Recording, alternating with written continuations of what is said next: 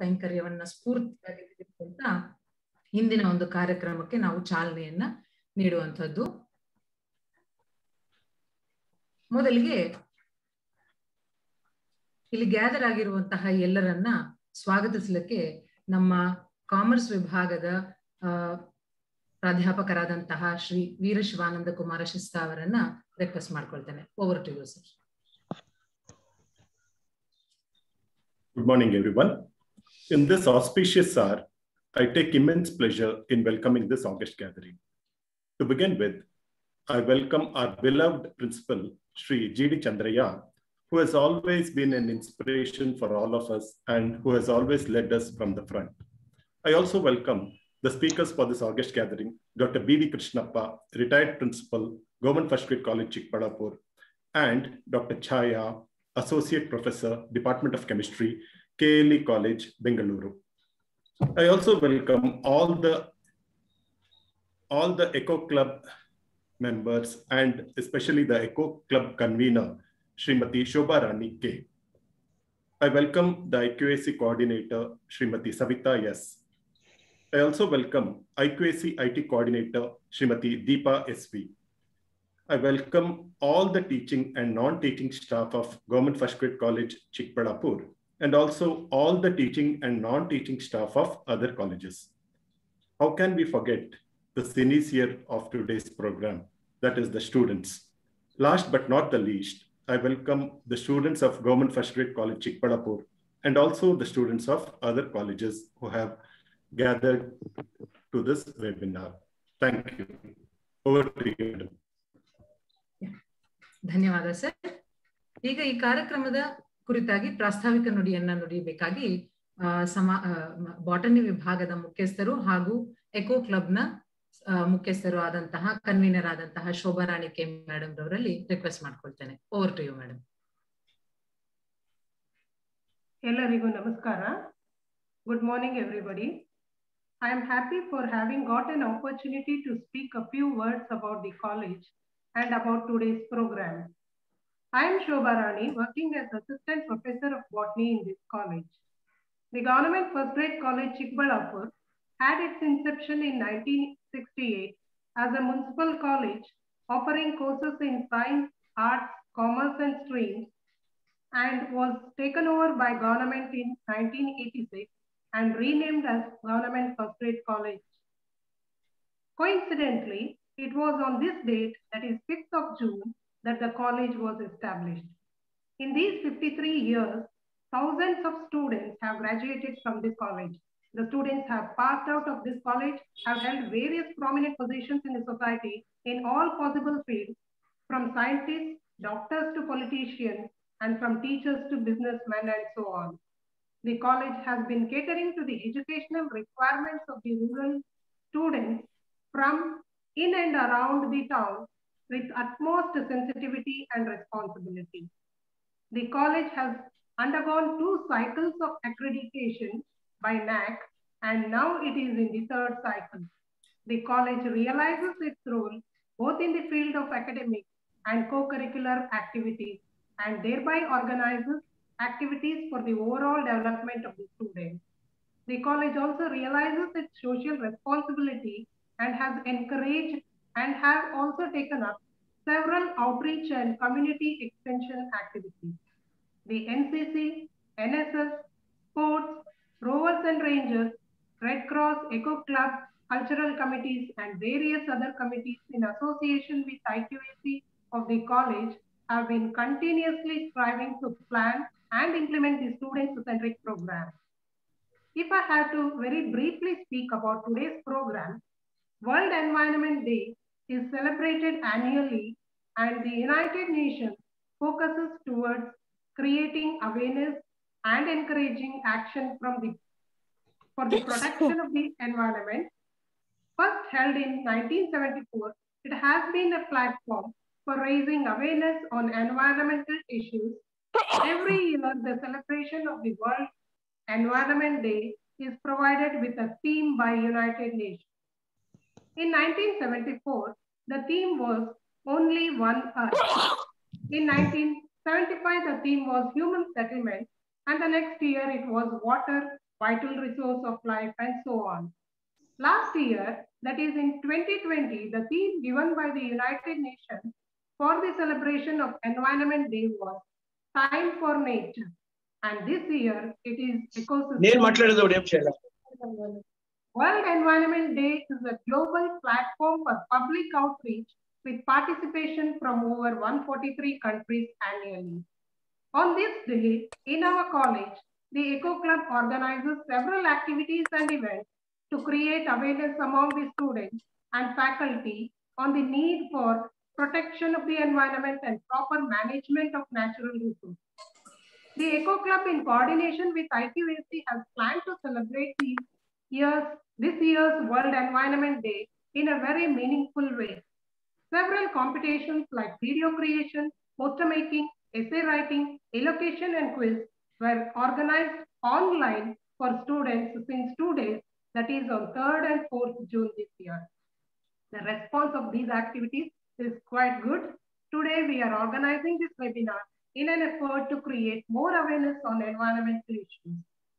We have also appealed every student and faculty of our college to plant a tree and send a photo in an effort to contribute in a very small way to restore the ecosystem.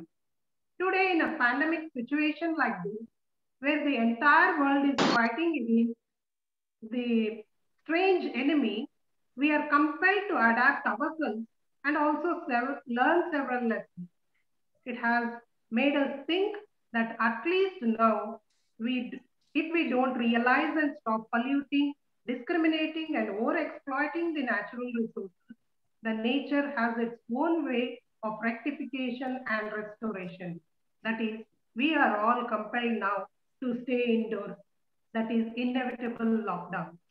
In this context, the theme for this year provided by UN, ecosystem restoration, seems to be very apt. I'm very happy that today we have with us two resource persons who are familiar to us, who have served in this college earlier. Both of them agreed to speak and be a part of this program without any second thought, which shows their willingness to share their knowledge and have continuous association with this college. I am thankful to both of them for having accepted our invitation. Both of them would be enlightening more on environmental related issues. Before I end, I appeal to all students, faculty, and the participants of webinar to plant a tree today. Thank you. ಧನ್ಯವಾದಗಳು. Deepa madam. Thank you madam, thank you. ನಮ್ಮ ಇಂದಿನ ಮೊದಲ ಸಂಪನ್ಮೂಲ ವ್ಯಕ್ತಿಗಳಾದಂತಹ BV. Krishnappa sir ಅವರನ್ನ ಅವರ ಒಂದು ಕಿರುಪರಿಚಯವನ್ನ ಮಾಡಿ ಅವರಿಗೆ ಸ್ವಾಗತವನ್ನ ಕೋರ್ಲಿಕ್ಕೆ ತಾಜುನಿಸಾ ಮೇಡಮ್ ಕನ್ನಡ ವಿಭಾಗದ ಮುಖ್ಯಸ್ಥರಲ್ಲಿ ಹೇಳ್ಕೊಳ್ತೇನೆ. Over to you ma'am. Tajunisa ma'am, over to you. Ask the participants to mute.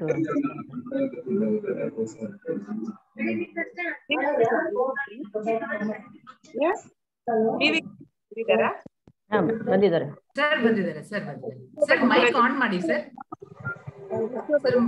Unmute ಮಾಡ್ಕೊಳ್ಳಿ. ಮೈಕ್ ಸಿಂಬಲ್ ಮೇಲೆ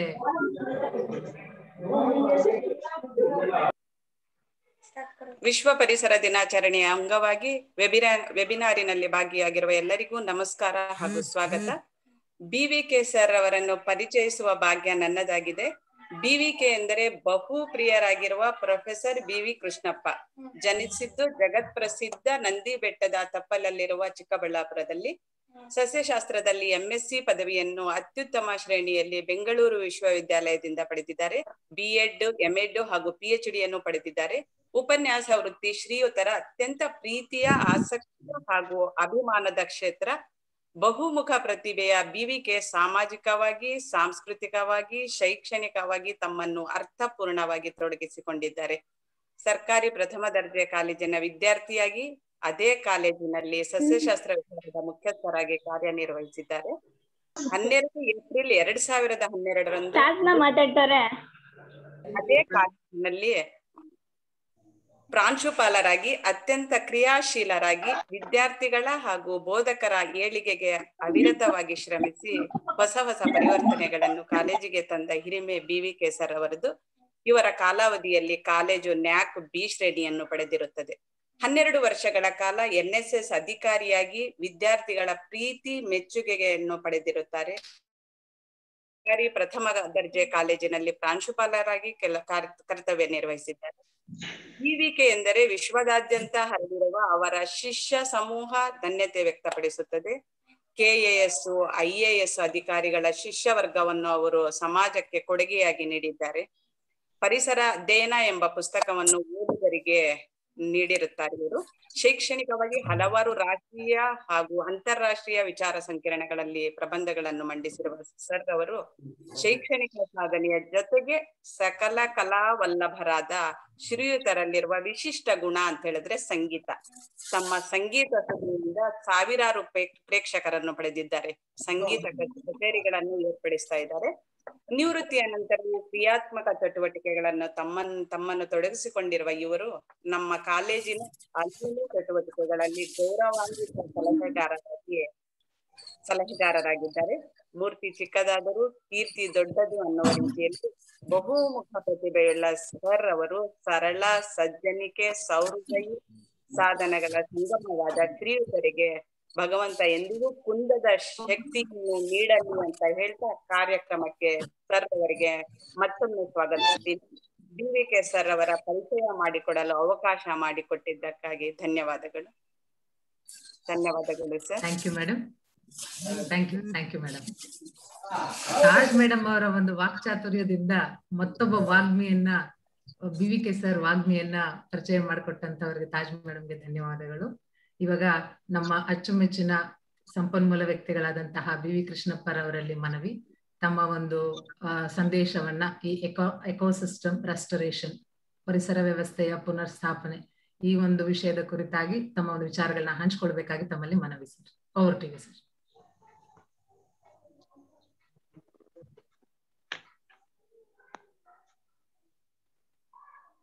BVK sir, over to you sir. Sir start ಮಾಡಿ sir.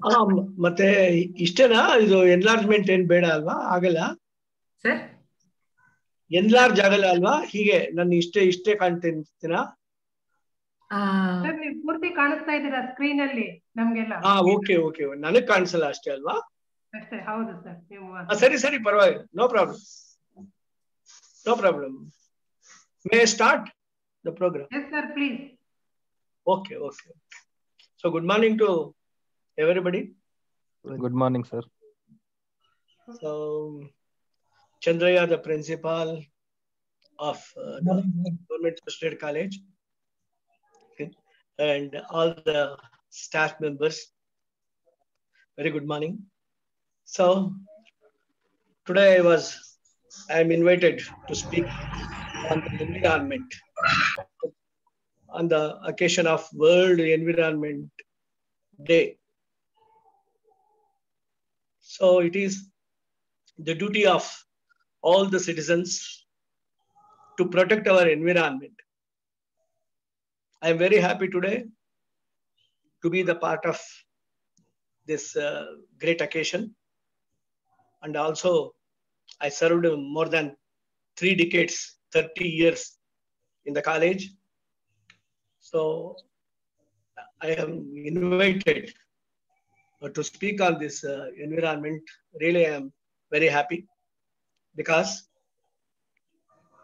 I only joined Chandraya and others, almost all lecturers, when I was a principal. And almost all the segments, that is clubs like Eco Club, Science Club, all those clubs were in ICU those days. So we started all those things, but not the Eco Club. First of all, I would like to extend my wishes to Chandraya, who had given life to almost all clubs and doing good job as a principal.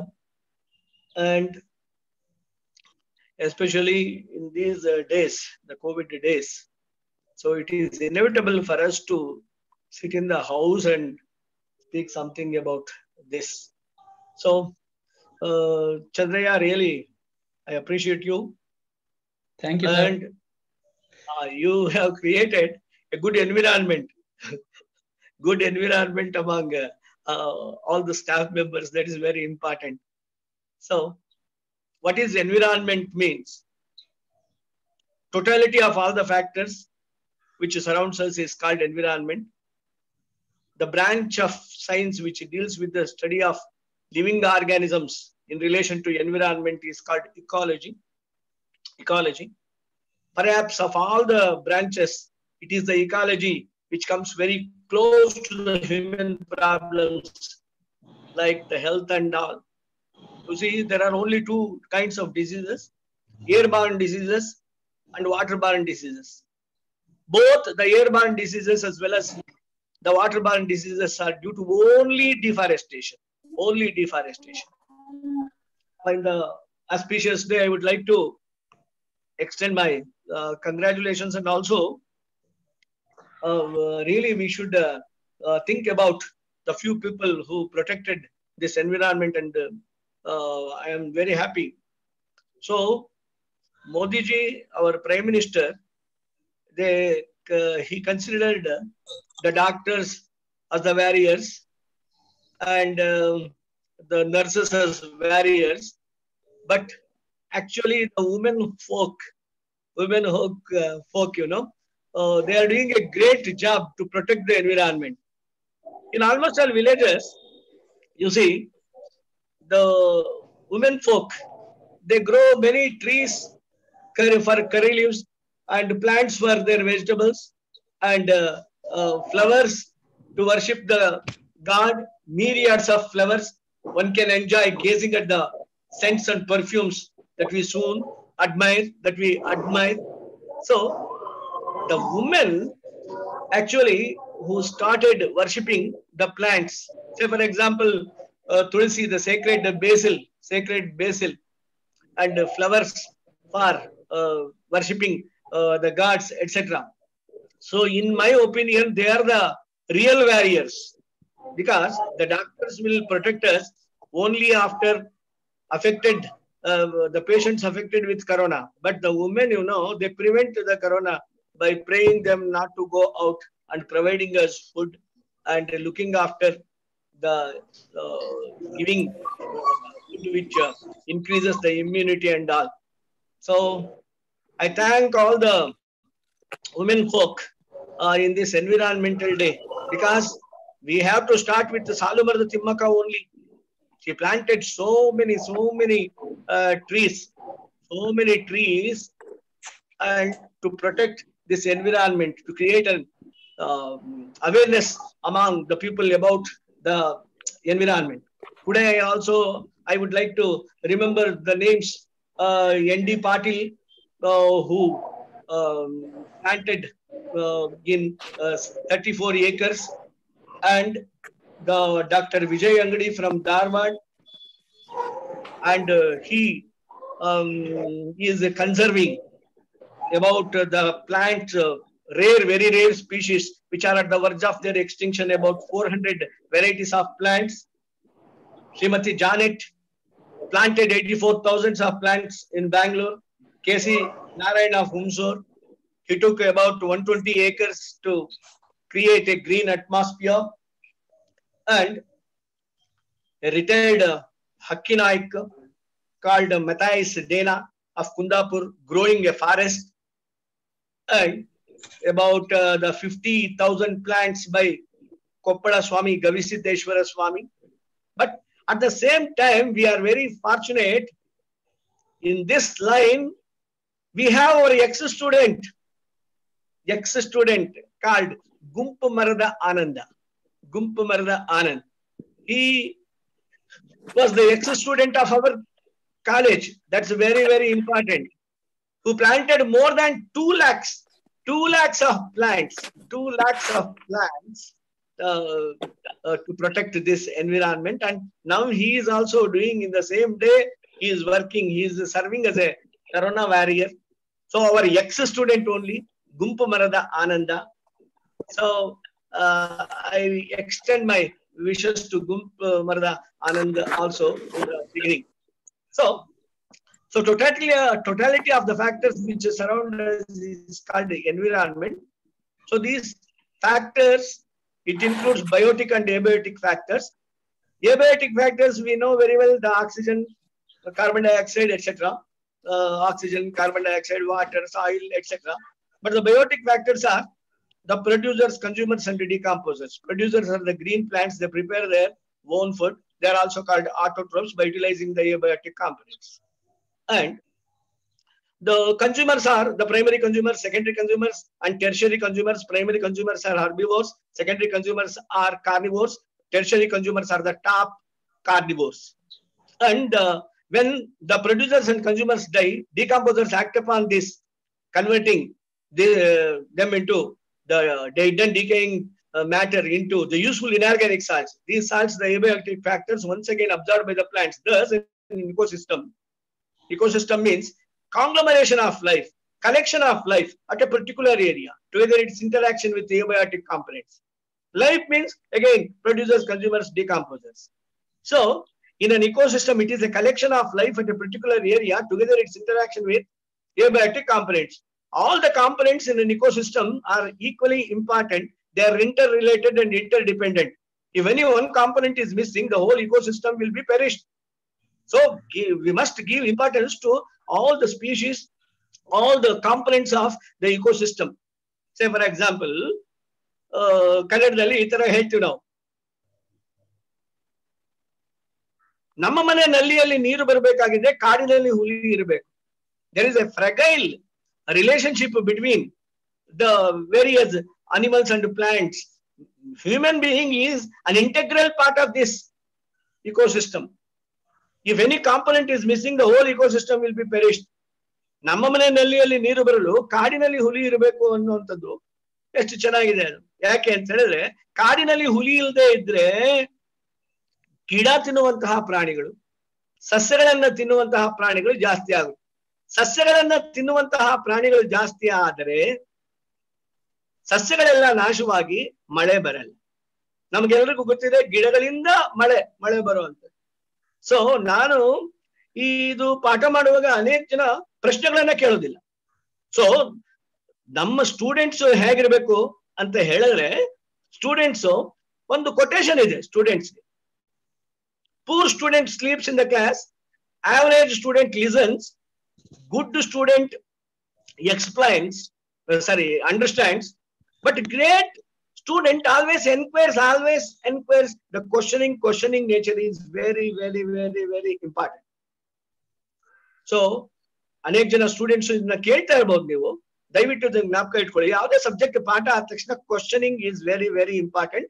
And the teachers also should encourage the questioning nature of the students. ಯಾಕೆಂದ್ರೆ ಮಳೆ ಹೇಗ್ ಬರುತ್ತೆ, ಗಿಡಗಳಿಂದ ಬರುತ್ತೆ ಅಂತ ಹೇಳಿದ್ರೆ, ಅನೇಕ ಜನ ಹೇಗ್ ಬರುತ್ತೆ ಅಂತ ಹೇಳಿದ್ರೆ ಏನು ಹೇಳೋದಿಲ್ಲ.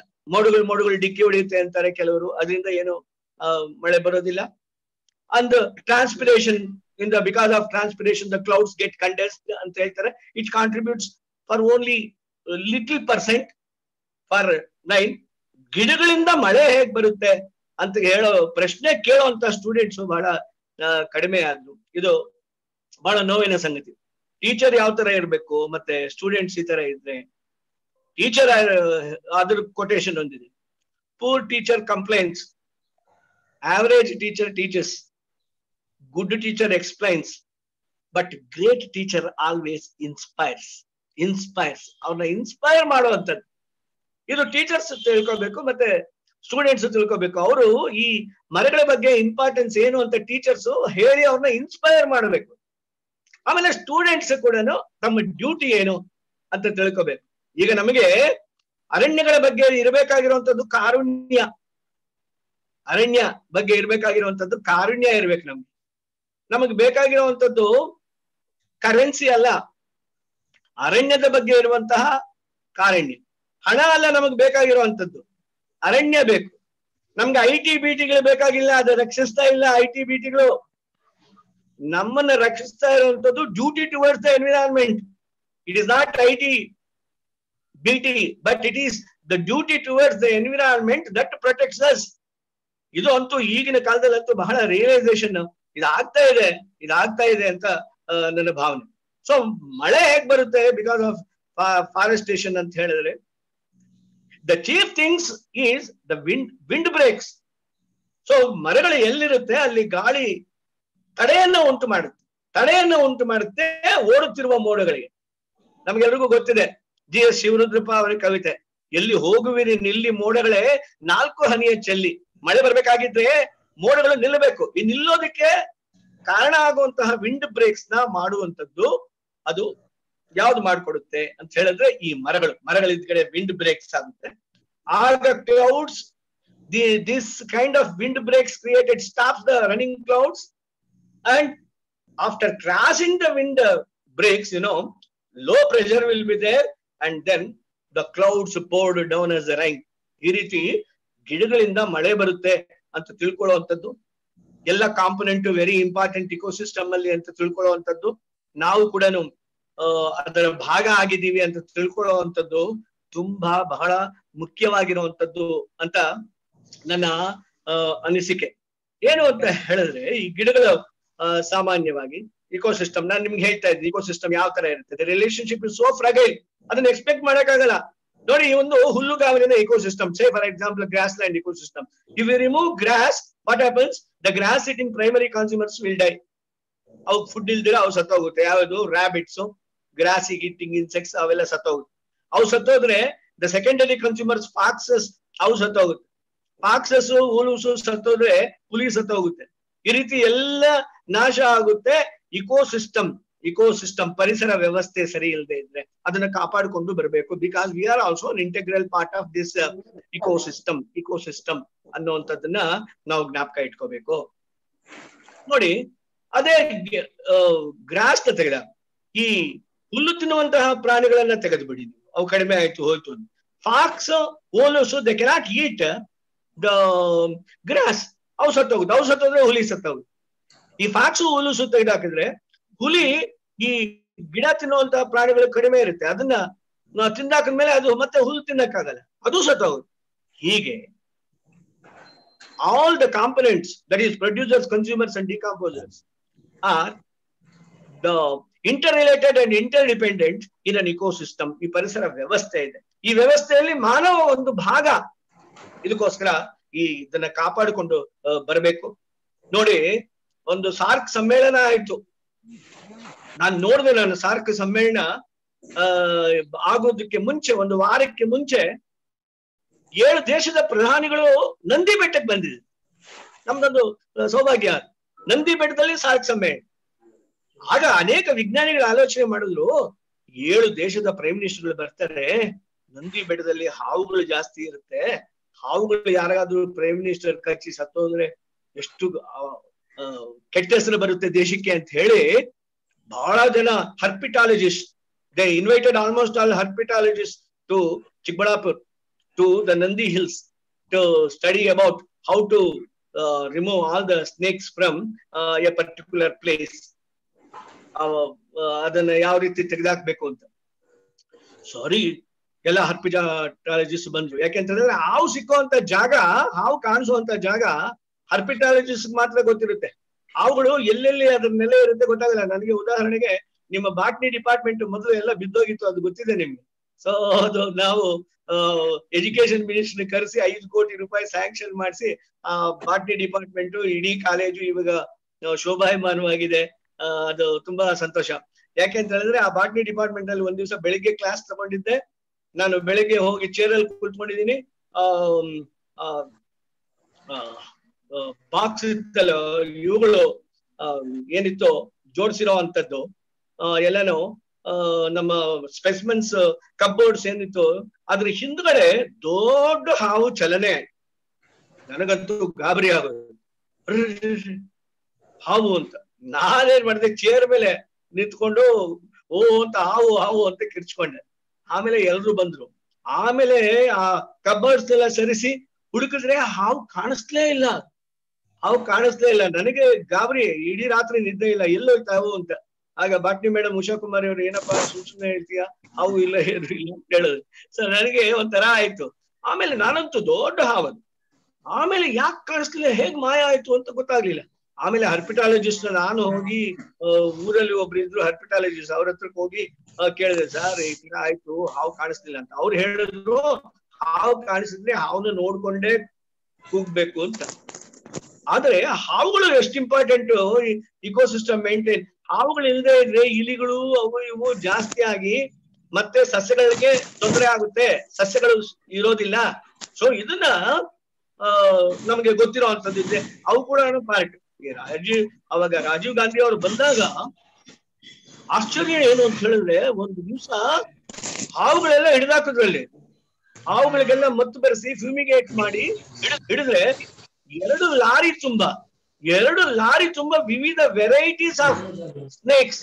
ಎಲ್ರಿಗೂ ಯಾರು ಎಣಿಸೇ ಇರ್ಲಿಲ್ಲ ಆ ರೀತಿ ಇರುವಂತದ್ದು. ಯಾಕೆ ಅಂತ ಹೇಳ್ತಾ ಇದ್ದೀನಿ ಅಂದ್ರೆ, deforestation always protects wildlife. If wildlife is not conserved it leads to ecological imbalance. ನಾವು ಕೂಡ ಉಳಿಯೋದಿಕ್ಕೆ ಆಗೋದಿಲ್ಲ, ಇಕಲಾಜಿಕಲ್ ಇಂಬ್ಯಾಲೆನ್ಸ್ ಆಗುತ್ತೆ. ಸೊ ಇದೆಲ್ಲ ದೃಷ್ಟಿಯಿಂದ ಬಹಳ ಮುಖ್ಯವಾಗಿರುವಂತದ್ದು ಎನ್ವಿರಾನ್ಮೆಂಟ್. ನೋಡಿ, ನಾನು ಪ್ಲಾನಿಟೋರಿಯಂಗೆ ಹೋಗಿದ್ದೆ.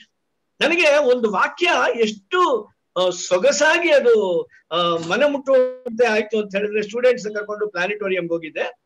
ಆಗ ಪ್ಲಾನಿಟೋರಿಯಂ ಅಲ್ಲಿ ಒಂದು ವಾಕ್ಯ ಬಂತು. ಎಷ್ಟು ವಂಡರ್ಫುಲ್ ಸೆಂಟೆನ್ಸ್ ಅದು ಅಂತ ಹೇಳಿದ್ರೆ ನನ್ನ ಜೀವನದಲ್ಲಿ ಬಹಳ ಪ್ರಭಾವ ಬೀರ್ತು. ಆ ವಾಕ್ಯ ಕೇಳಿದ ಮೇಲೆ ನಾನು ಪುಸ್ತಕವನ್ನ ಬರೆಯೋದಿಕ್ಕೆ ಪ್ರಾರಂಭ ಮಾಡಿದೆ. ಪರಿಸರ ಅಧ್ಯಯನ ಪುಸ್ತಕವನ್ನ ಬರೆದೆ. ಆ ಪುಸ್ತಕದಲ್ಲಿ ಎಲ್ಲರ ಹೆಸರು ಇದೆ. ಶೋಭಾರಾಣಿ ಹೆಸರಾಗಿರ್ಬೋದು, ತಾಜ್ಬುದ್ದೀನ್ ಆಗಿರ್ಬೋದು, ಈಗಿರುವಂತ ಲೆಕ್ಚರರ್ಸ್ ಎಲ್ಲರದು, ಚಂದ್ರಯ್ಯ ಹೆಸರಾಗಿರ್ಬೋದು, ಸಲಗರ್ ಆಗಿದ್ರು ಪ್ರಿನ್ಸಿಪಾಲ್, ಅವ್ರ ಹೆಸರು, ಎಲ್ಲರ ಹೆಸರುಗಳು ಕೂಡ ನಾನು ಮೆನ್ಷನ್ ಮಾಡಿದ್ದೀನಿ ಪರಿಸರ ಅಧ್ಯಯನ ಬುಕ್ ಅಲ್ಲಿ.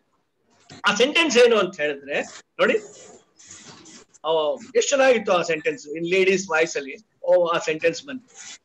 Of all the planets that we know, Earth is the right planet, placed at a right distance from the right star, endowed with right atmosphere. Unfortunately, people who live on the Earth are not right people. ಎಷ್ಟು ಸೊಗಸಾಗಿದೆ. Of all the planets that we know, Earth is the right planet, placed at a right distance, endowed with right atmosphere. So, of all the planets that we know, Earth is the right planet, placed at a right distance from the right star, endowed with the right atmosphere, which could support life forms. Unfortunately, people who live on the Earth are not right people. ಇದೆಲ್ಲ ಯಾಕೆ ಈ ಪರಿಸರದ ಕಾಳಜಿ ಇಲ್ಲದೆ ಹೋಗಿರೋದ್ರಿಂದ ಈ ದಿವಸ corona ಬರ್ತಾ ಇರುವಂತದ್ದು ನಮ್ಗೆಲ್ರಿಗೂ ಗೊತ್ತಿದೆ. Which is airborne. ಅದು ಏರ್ಬಾರ್ನ್. ಬಹಳ ಜಾಗರೂಕತೆಯಿಂದ ಇರಿ. ಯಾರು ಕೇಳ್ತಾ ಇದ್ದೀರಾ ನೀವೆಲ್ಲ, ಇದುವರೆಗೂ ಏರ್ಬಾರ್ನ್ ಅಂತ ಹೇಳ್ತಾ ಇರ್ಲಿಲ್ಲ. ಈಗ ಇದು 8 ಮೀಟರ್ ಇಂದ 10 ಮೀಟರ್ ಕ್ರಮಿಸುತ್ತೆ, ಗಾಳಿಯಲ್ಲಿ ಕ್ರಮಿಸುತ್ತೆ. ಏರ್ಬಾರ್ನ್. ಈ ಏರ್ಬಾರ್ನ್ ಅದು ಕಲುಷಿತವಾಗುವಂತದ್ದು. ಅದಕ್ಕೆ ಮದ್ದು ಅಂದ್ರೆ ಆಮ್ಲಜನಕ. ಈ ಆಮ್ಲಜನಕ ಎಲ್ಲಿಂದ ಬರುತ್ತೆ? ಫಾರೆಸ್ಟ್ ಗಳಿಂದ ಬರುತ್ತೆ. ನೋಡಿ, ಈ ಏರ್ ಪೊಲ್ಯೂಷನ್ ಹೇಗಾಗುತ್ತೆ? It is un undesirable change in air or atmosphere. Undesirable change due to nefarious activities of man, which cause deleterious effects on life. Life ಅಂದ್ರೆ ಬಯೋಟಿಕ್ ಕಾಂಪೊನೆಂಟ್ಸ್ ಮೇಲೆ ಎಫೆಕ್ಟ್ ಮಾಡುವಂತದ್ದು ಇದು air pollution. Air pollution is chiefly because of deforestation, cutting up of the forest in larger scale called deforestation. So, ಈ ಗಿಡಗಳ importance ಹೇಗೆ ಅಂತ ಹೇಳೋದಕ್ಕೋಸ್ಕರ ನಾನು ಹೇಳ್ತಾ ಇದ್ದೀನಿ. ಈ ಗಿಡಗಳ ಇಂಪಾರ್ಟೆನ್ಸ್ ಏನು ಅಂತ ಹೇಳೋದಕ್ಕೋಸ್ಕರ. ಯಾಕೆ ಅಂತ ಹೇಳಿದ್ರೆ, deforestation provides house to the wildlife and protect wildlife, brings about rainfall ಯಾಕೆ ತರುತ್ತೆ ಅಂತ ಅವಾಗಲೇ ಹೇಳಿದೆ ನಾನು. And rainfall ಇಲ್ಲದೆ ಇದ್ರೆ and enriches the underground water table. ನೀರು. ನಾನು ಬೆಳಗ್ಗೆನೆ ಗುಂಪು ಮರದ ಆನಂದ್ಗೆ ಫೋನ್ ಮಾಡಿದೆ.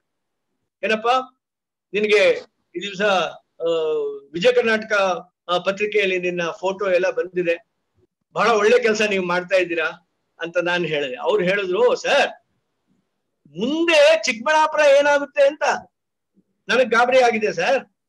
ಗಿಡಗಳು ಇಲ್ಲದೆ ಇದ್ರೆ ನೀರು ಸಿಕ್ಕಲ್ಲ sir. Because the roots of the plants are the trees the held soil particles together and allow water to percolate into the deeper strata of the soil and enriches the water. ಇವಾಗ ನೋಡಿ ನಮಗೆ ಸಿಗ್ತಾ ಇರುವಂತ ನೀರು 94% it is present in the oceans, not available, not useful, not a potable water. 93%. 4% it is in the form of ice, which is not available, which is not a potable water. And 2.5% that is in the deeper strata, which is not available. Only 0.5% is potable water. ನೀರು ನೋಡಿ, ನೀರು ಕಲುಷಿತಗೊಂಡ್ರೆ cholera, ಬೇರೆ ಬೇರೆ ಎಲ್ಲ ಕಾಯಿಲೆಗಳು, typhoid, ಎಲ್ಲ water Born diseases. ಈಗೆಲ್ಲ deforestation ಕಾರಣ. ಬಹಳ forest are the most fascinating features. They are the laboratories for A scientist.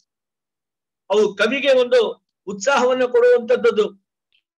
ಆ ರೀತಿ ಇರುವಂತಹ ಅರಣ್ಯಗಳ ನಾಶ ಮಾಡ್ತಾ ಇದ್ರೆ ನಮ್ಗೆ ವೈಲ್ಡ್ ಲೈಫ್ ಇರಲ್ಲ, ಇಕಲಾಜಿಕಲ್ ಇಂಬ್ಯಾಲೆನ್ಸ್ ಆಗುತ್ತೆ. ನಂತರ ಮಳೆ ಬರೋದಿಲ್ಲ, ಮಳೆ ಇಲ್ಲದೆ ಇದ್ರೆ ನೀರಿಲ್ಲ, ಹೌದಲ್ಲ, ನೀರಿರಲ್ಲ. ಅಥವಾ ಇಟ್ ಕಾಸಸ್ ಏರ್ ಪೊಲ್ಯೂಷನ್ ಆಗುತ್ತೆ. So atmosphere consists of 0.03% of carbon dioxide. Nowadays, because of deforestation, the concentration of carbon dioxide abnormally increasing in the environment. This kind of increase in the concentration of carbon dioxide also increases temperature. This we can feel at greenhouse, that is called greenhouse effect. And today we are experiencing the global warming because of greenhouse effect. ಅಕಾಲಿಕವಾಗಿ ಮಳೆ ಬರುವಂತದ್ದು L ನಾನೋ effect ಅಂತ ಕರಿತೀವಿ. It is because of global warming.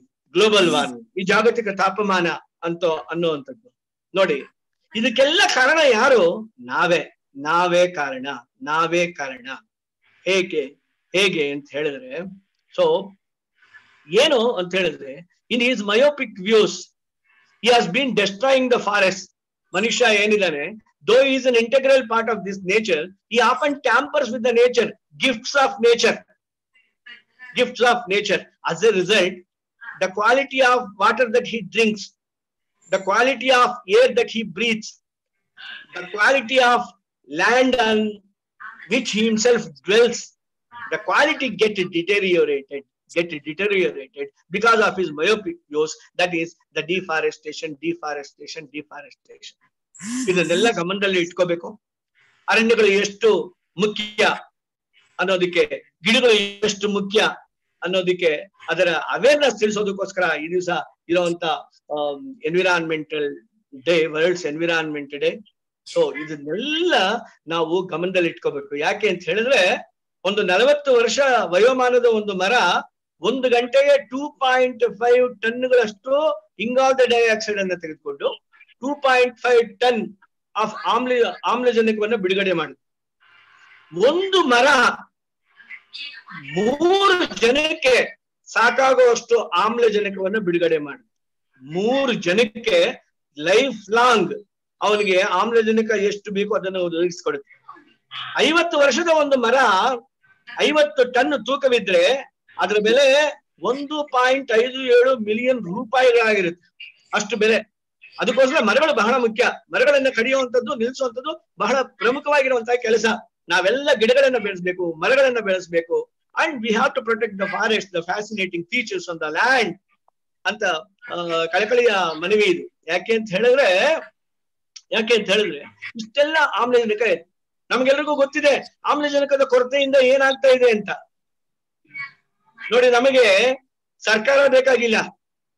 ಸರ್ಕಾರ ಏನು ಕೊಡಿದ್ರು ಅದು ಸಾಲದದು. ಆದ್ರೆ 1 ಪೈಸೆ ಖರ್ಚಿಲ್ಲದೆ ತನ್ನ ಇಡೀ ಜೀವನ ಕಾಲದಲ್ಲಿ ಈ ಗಿಡಗಳು ನಮಗೆ ಬೇಕಾಗಿರುವಂತ ಆಮ್ಲಜನಕವನ್ನು ಒದಗಿಸ್ತಾ ಇದೆ.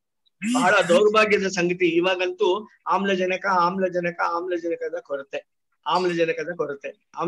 ಕೊರತೆ ನಮ್ಗೆಲ್ರಿಗೂ ಗೊತ್ತಿದೆ. ಪಾಪ ಚಿಕ್ಕ ಮಕ್ಕಳು ಅವರೆಲ್ಲ ತೀರೋಗ್ತಾ ಇರುವಂತದ್ದು, ಯಂಗ್ಸ್ಟರ್ಸ್ ಎಸ್ಪೆಷಲಿ.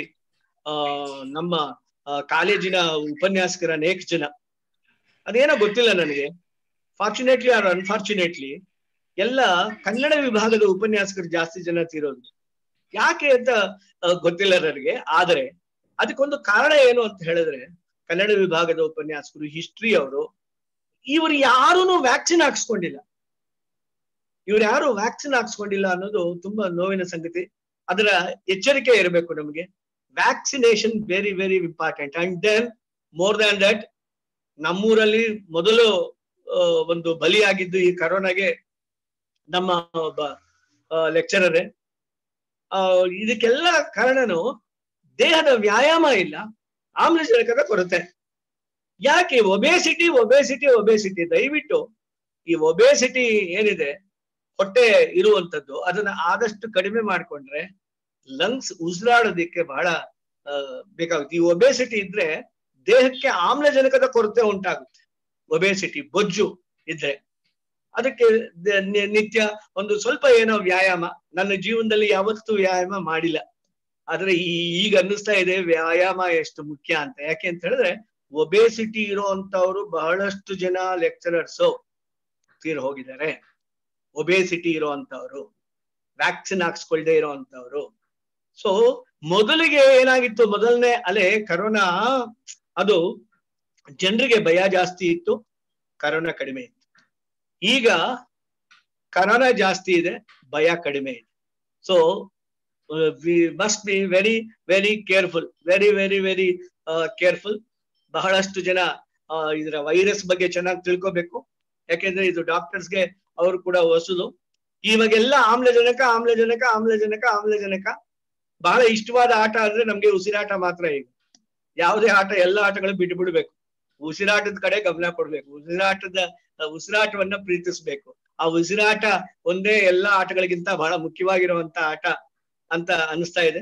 ನಾವೆಲ್ಲ ಚಿಕ್ಕಂದಲ್ಲಿ ಅನ್ಕೊಂಡಿದ್ವಿ, ಕುಡಿಯೋ ನೀರನ್ನ ದುಡ್ಡು ಕೊಟ್ಟು ಕೊಂಡ್ಕೋಬೇಕು ಅಂತ ನಾವು ಯಾವತ್ತೂ ಎಣಿಸಿರ್ಲಿಲ್ಲ. ನಾನ್ ಬಾಲ್ಯದಲ್ಲಿ ಈ ಕಾಲೇಜ್ ಹತ್ರನೇ ದೊಡ್ಡ ಕೆರೆ ಇತ್ತು.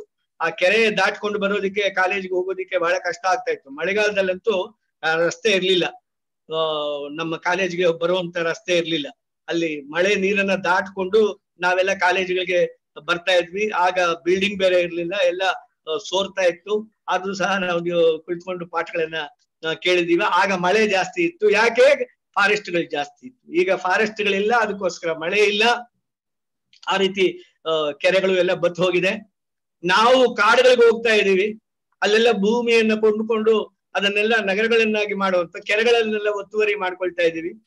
ನಾವು ಯಾವಾಗ ಚಿರತೆಗಳು, ಹುಲಿಗಳು ಮನೆಗಳಿಗೆ ಹೋಗ್ತೀವಿ, ಅವು ನಮ್ಮ ಮನೆಗೆ ಬರ್ತವೆ, ಅವು ನಮ್ಮ ಮನೆಗೆ ಬರ್ತಾ ಇದ್ದಾವೆ. ಅವುಗಳಿಗೆ ನೆಲೆ ಇಲ್ಲದೆ ಮಾಡ್ತಾ ಇದ್ವಿ ಕಾಡುಗಳಿಂದ. ಅದರಿಂದ ಅವು ನಮ್ಮ ಮನೆಗೆ ಬಂದು, ನಾವು ಇವಾಗ ಚಿರತೆಗಳು ಇದ್ದಕ್ಕಿದ್ದಾಗೆ ನಗರಗಳಲ್ಲಿ ನುಗ್ಗುವಂಥದ್ದು ನೋಡಿದ್ರೆ ಅದು ಬಹಳ ವಿಪರ್ಯಾಸ ಅಂತದ್ದು. ನಾವ್ ಯಾವತ್ತೂ ಅನ್ಕೊಂಡಿರ್ಲಿಲ್ಲ ನೀರ್ ಕೊಂಡ್ಕೋಬೇಕಾಗುತ್ತೆ ಅಂತ. ನಾವು ಈಗಲೂ ನಾನು ನಿಮ್ಗೆ ಹೇಳ್ತಾ ಇದ್ದೀನಿ, ಫ್ಯೂಚರ್ ಅಡಿಗೆಗೆ ಯಾವ ರೀತಿ ಗ್ಯಾಸ್ ಪರ್ಚೇಸ್ ಮಾಡ್ತೀವೋ, ಒಂದು ಕಾಲ ಬರುತ್ತೆ ನಾವೆಲ್ಲ ಆಮ್ಲಜನಕದ ಸಿಲಿಂಡರ್ಗಳನ್ನ ಹೊತ್ತುಕೊಂಡು ಹೋಗ್ಬೇಕಾಗುತ್ತೆ. ಇಂಥ ಕಾಲ ಬರುತ್ತೆ. ಇಂಥ ಕಾಲ ಬರದೇ ಇರ್ಬೇಕಾಗಿದ್ರೆ environment, we must protect the environment. Though the realization is late, of course realization is very late, but nobody in the civilized world is so indifferent towards the environment. ಈಗ ಅದರ ಪ್ರಾಮುಖ್ಯತೆ ಎಲ್ರಿಗೂ ಗೊತ್ತಾಗ್ತಾ ಇದೆ. ಆ ಪ್ರಾಮುಖ್ಯತೆಯಿಂದ ಎಲ್ಲರೂ ಹೊರಬರ್ತಾ ಇದ್ದಾರೆ, ತಿಳ್ಕೊಳ್ತಾ ಇದ್ದಾರೆ, ಮರಗಳ ಪ್ರಾಮುಖ್ಯತೆಯನ್ನ ತಿಳ್ಕೊಳ್ತಾ ಇದ್ದಾರೆ. ಒಂದು ಕಾಲ ಬರುತ್ತೆ ನಮಗೆ, ನಾವು ಗಮನ ಇಟ್ಟು ಮರಗಳನ್ನ ಗಿಡಗಳನ್ನ ನೆಡದೇ ಇದ್ರೆ ಮನೆಗೆ ಗ್ಯಾಸ್ ಕೊಂಡ್ಕೊಳ್ತಾರ, ಆಮ್ಲಜನಕದ ಸಿಲಿಂಡರ್ ಪ್ರತಿಯೊಬ್ಬನು ತೆಗೆದುಕೊಂಡು ಹೋಗ್ಬೇಕಾಗುತ್ತೆ. ಸಣ್ಣ ಸಣ್ಣ ಮಕ್ಕಳು ಕೂಡ ಸ್ಕೂಲ್ ಬ್ಯಾಗ್ಗಳ ಜೊತೆಗೆ ಆಕ್ಸಿಜನ್ ಸಿಲಿಂಡರ್ನ ಕ್ಯಾರಿ ಮಾಡುವಂತಹ ದಿನಗಳು ಬರುತ್ತೆ ಅಂತ ಅನ್ಸ್ಬಿಡುತ್ತೆ ನನಗೆ. ಸೊ ಈ ರೀತಿ ಇರೋದ್ರಿಂದ we must protect the environment. And I thank all the organisers for giving me an opportunity to speak on this wonderful occasion. Thank you very much. Thank you. ನಮಸ್ತೆ. ಧನ್ಯವಾದಗಳು ಸರ್. ಹಳೆಯ ನೆನಪುಗಳನ್ನ ಮರುಕಳಿಸಿದಂತಹದ್ದು ನಮಗೂ ಸಹ ಎಲ್ಲ ಒಂದು ಕಡೆ ನಿಮ್ಮನ್ನ ನೆನಪಿಸ್ಕೊಳ್ಳೋದಕ್ಕೆ ಒಂದು ಅವಕಾಶ ಆದಂಗಾಯ್ತು. ನೀವೀಗ ಹೇಳಿದ್ರಿ ಗುಂಪು ಮರದ ಆನಂದ ಅಂತ ಹೇಳ್ಬಿಟ್ಟು, ನೀವು ಜಸ್ಟ್ ಹೇಳ್ತಿದ್ದಾಗೆ ನಾನು ಇಂಟರ್ನೆಟ್ ಅಲ್ಲಿ ಜಸ್ಟ್ ಸರ್ಫ್ ಮಾಡಿದೆ, ಬ್ರೌಸ್ ಮಾಡಿದೆ. 12ನೇ ತಾರೀಕು ಜೂನ್ 2017 ಪಬ್ಲಿಕ್ ಟಿವಿನಲ್ಲಿ ಅವ್ರನ್ನ ಇಂಟರ್ವ್ಯೂ ಮಾಡಿದ್ರು. ಜಸ್ಟ್ ಶೇರ್ಡ್ ಅದೊಂದು ಲಿಂಕ್ ಅನ್ನ ನಾನು ಗುಂಪಿನಲ್ಲಿ ಶೇರ್ ಮಾಡಿದ್ದೀನಿ. ಬೇರೆಯವರೆಲ್ಲರೂ ಸ್ಟೂಡೆಂಟ್ಸ್, ಬೇರೆಯವರು ಇಲ್ದಿಲ್ದಲ್ಲೇ ಇರೋರು ನೋಡಬಹುದು.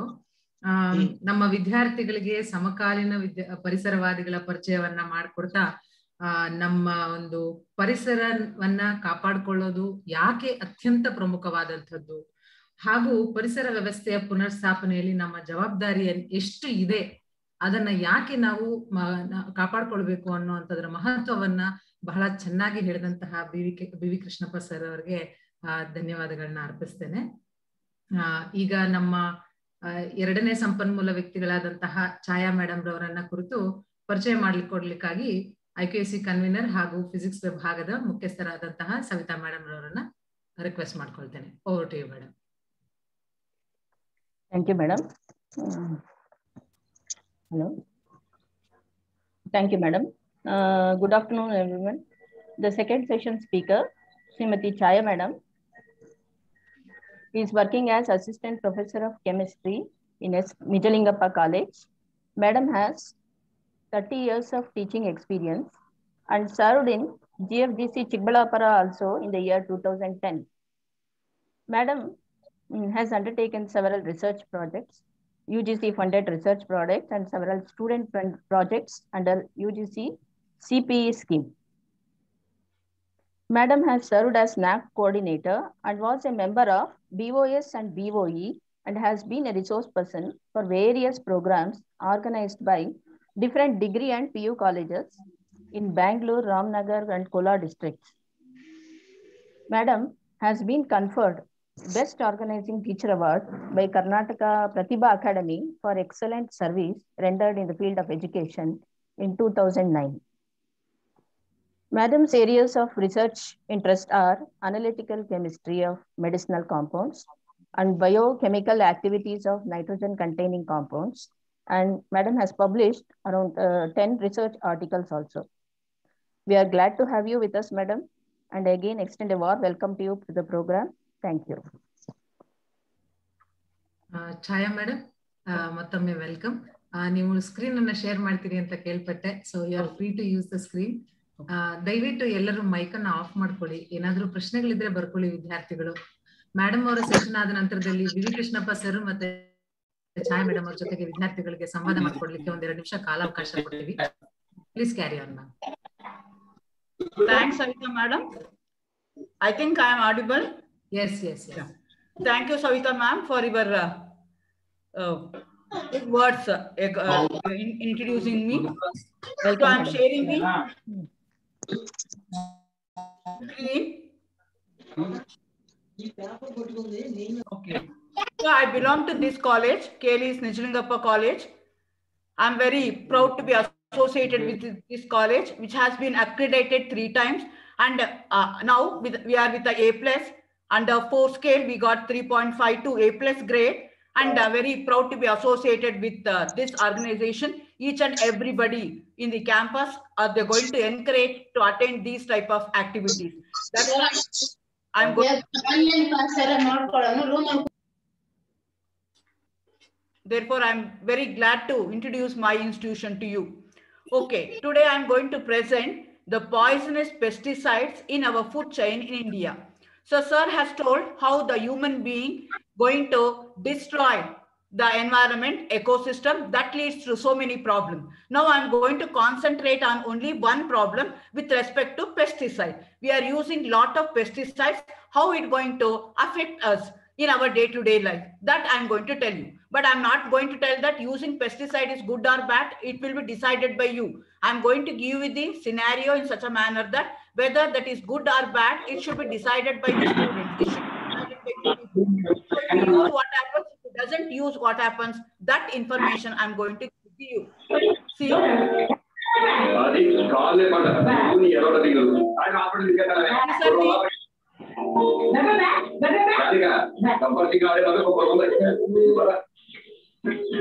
request all the participants to mute their mics.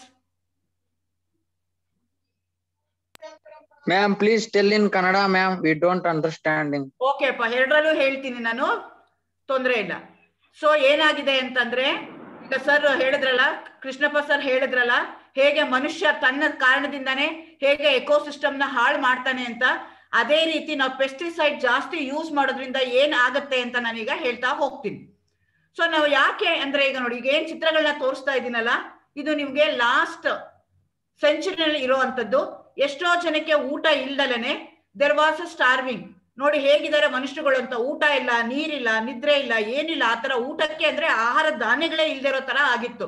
These are the features of feminine in the late 19th century of India. ಅಂದ್ರೆ ಇದನ್ನು 19,000 ಮುಂಚೆ, ಇದು ಬಿಫೋರ್ ಇಂಡಿಪೆಂಡೆನ್ಸ್ ನಾನು ನಿಮ್ಗೆ ತೋರಿಸ್ತಾ ಇರುವಂತದ್ದು.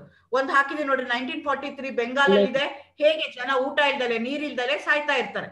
ಸೊ ಹಂಗಾಗಿ ಏನ್ ಮಾಡ್ತಿದ್ರು ಎಲ್ಲಾ ಜನಗಳು, ಯಾಕೆ ನೀರಿರ್ಲಿಲ್ಲ, ಯಾಕೆ ಊಟ ಇರಲಿಲ್ಲ, ಯಾಕೆ ದವಸ ಧಾನ್ಯ ಇರ್ಲಿಲ್ಲ ಅಂದ್ರೆ because of the rain failure, mortgage or sell property, suicides, parents sell and kill their children only, death because of the diseases, attack and grind shops. ಏನಕ್ಕೆ ಅಂತಂದ್ರೆ ಎಲ್ಲಾ ಜನಗಳು ಯಾವ್ದ್ರ ಮೇಲೆ ಡಿಪೆಂಡೆಂಟ್ ಆಗಿದ್ರು ಅಂದ್ರೆ ಮಳೆ ಮೇಲೆ ಅಷ್ಟೇನೆ ಡಿಪೆಂಡೆಂಟ್ ಆಗಿದ್ರು. ಅವ್ರು ಬೆಳೆ ಬೆಳಿಬೇಕು ಅಂದ್ರೆ ಮಳೆ ಮಾತ್ರ ಬೇಕಿತ್ತು. ಮಳೆ ಬರ್ದಿದ್ದಾಗ ಏನ್ ಮಾಡ್ತಿದ್ರು, ತಮ್ಮ ಜಾಗನ ಮಾರ್ಕೊಳ್ತಿದ್ರು, ಏನು ಮಾಡಕ್ ಆಗ್ತಿರ್ಲಿಲ್ಲ. ಊಟ ಇಲ್ಲ ಅಂದ್ರೆ ನೋಡಕ್ ಆಗ್ದಲೆ ಅವರವರೇ ಸೂಸೈಡ್ ಮಾಡ್ಕೊಳ್ತಾ ಇದ್ರು. ಕೆಲವೊಂದು ಮಕ್ಕಳಿಗೆ ಹಾಲಿಲ್ಲ, ನೀರಿಲ್ಲ, ಅವ್ರಿಗೆ ಊಟ ಇಲ್ಲ ಅಂತ ತಮ್ಮ ಮಕ್ಕಳನ್ನ ತಾವೇ ಸಾಯಿಸ್ತಿದ್ರಂತೆ. ಆಮೇಲೆ ತುಂಬಾ ಕಾಯಿಲೆಗಳು ಬರ್ತಿದ್ವಿ. ಯಾಕೆಂದ್ರೆ ನಿಮ್ಗೆ ಊಟ ಇಲ್ಲ ಅಂದ್ರೆ ಮಾಲ್ ನ್ಯೂಟ್ರಿಷನ್ ಅಂತ ವರ್ಡ್ ಹೇಳ್ತೀವಿ. ಅಂದ್ರೆ ನಿಮ್ಗೆ ಏನಾಗ್ತದೆ, ಊಟ ಸಾಕಾಗದೆ ಇದ್ದಾಗ, ಶರೀರಕ್ಕೆ ಶಕ್ತಿ ಇಲ್ದಿದ್ದಾಗ ನಿಮ್ಗೆ ಕಾಯಿಲೆಗಳು ಬರ್ತಿತ್ತು. ಆ ಕಾಯಿಲೆಗಳಿಂದನೂ ತುಂಬಾ ಜನ ಸಾಯ್ತಿದ್ರು. ಅವಾಗ ಏನ್ ಮಾಡ್ತಿದ್ರು, ಊಟ ಇಲ್ದಿದ್ದಾಗ ಯಾರು ಬೆಳೀತಿದ್ರು ಅವ್ರ ಮನೆಗಳಿಗೆ ಹೋಗಿ ದರೋಡೆ ಮಾಡೋದು, ಗ್ರೈಂಡ್ ಶಾಪ್ ಗಳಿಗೆ ಅಟ್ಯಾಕ್ ಮಾಡೋದು, ಅದೆಲ್ಲ ಜಾಸ್ತಿ ಆಗಿತ್ತು. ಸೊ ಹಾಗಾದ್ರೆ ಅದಕ್ಕೆ ಸೊಲ್ಯೂಷನ್ ಏನು? ಈಗ ತೊಂದರೆ ಅಂತ ಗೊತ್ತಾಗ್ತಾ ಇದೆ, ಪ್ರಾಬ್ಲಮ್ ಅಂತ ಗೊತ್ತಾಗಿದೆ, ಅದಕ್ಕೆ ಏನಾದ್ರೂ ಒಂದು ಸೊಲ್ಯೂಷನ್ ನಾವು ಹುಡುಕೋಬೇಕು.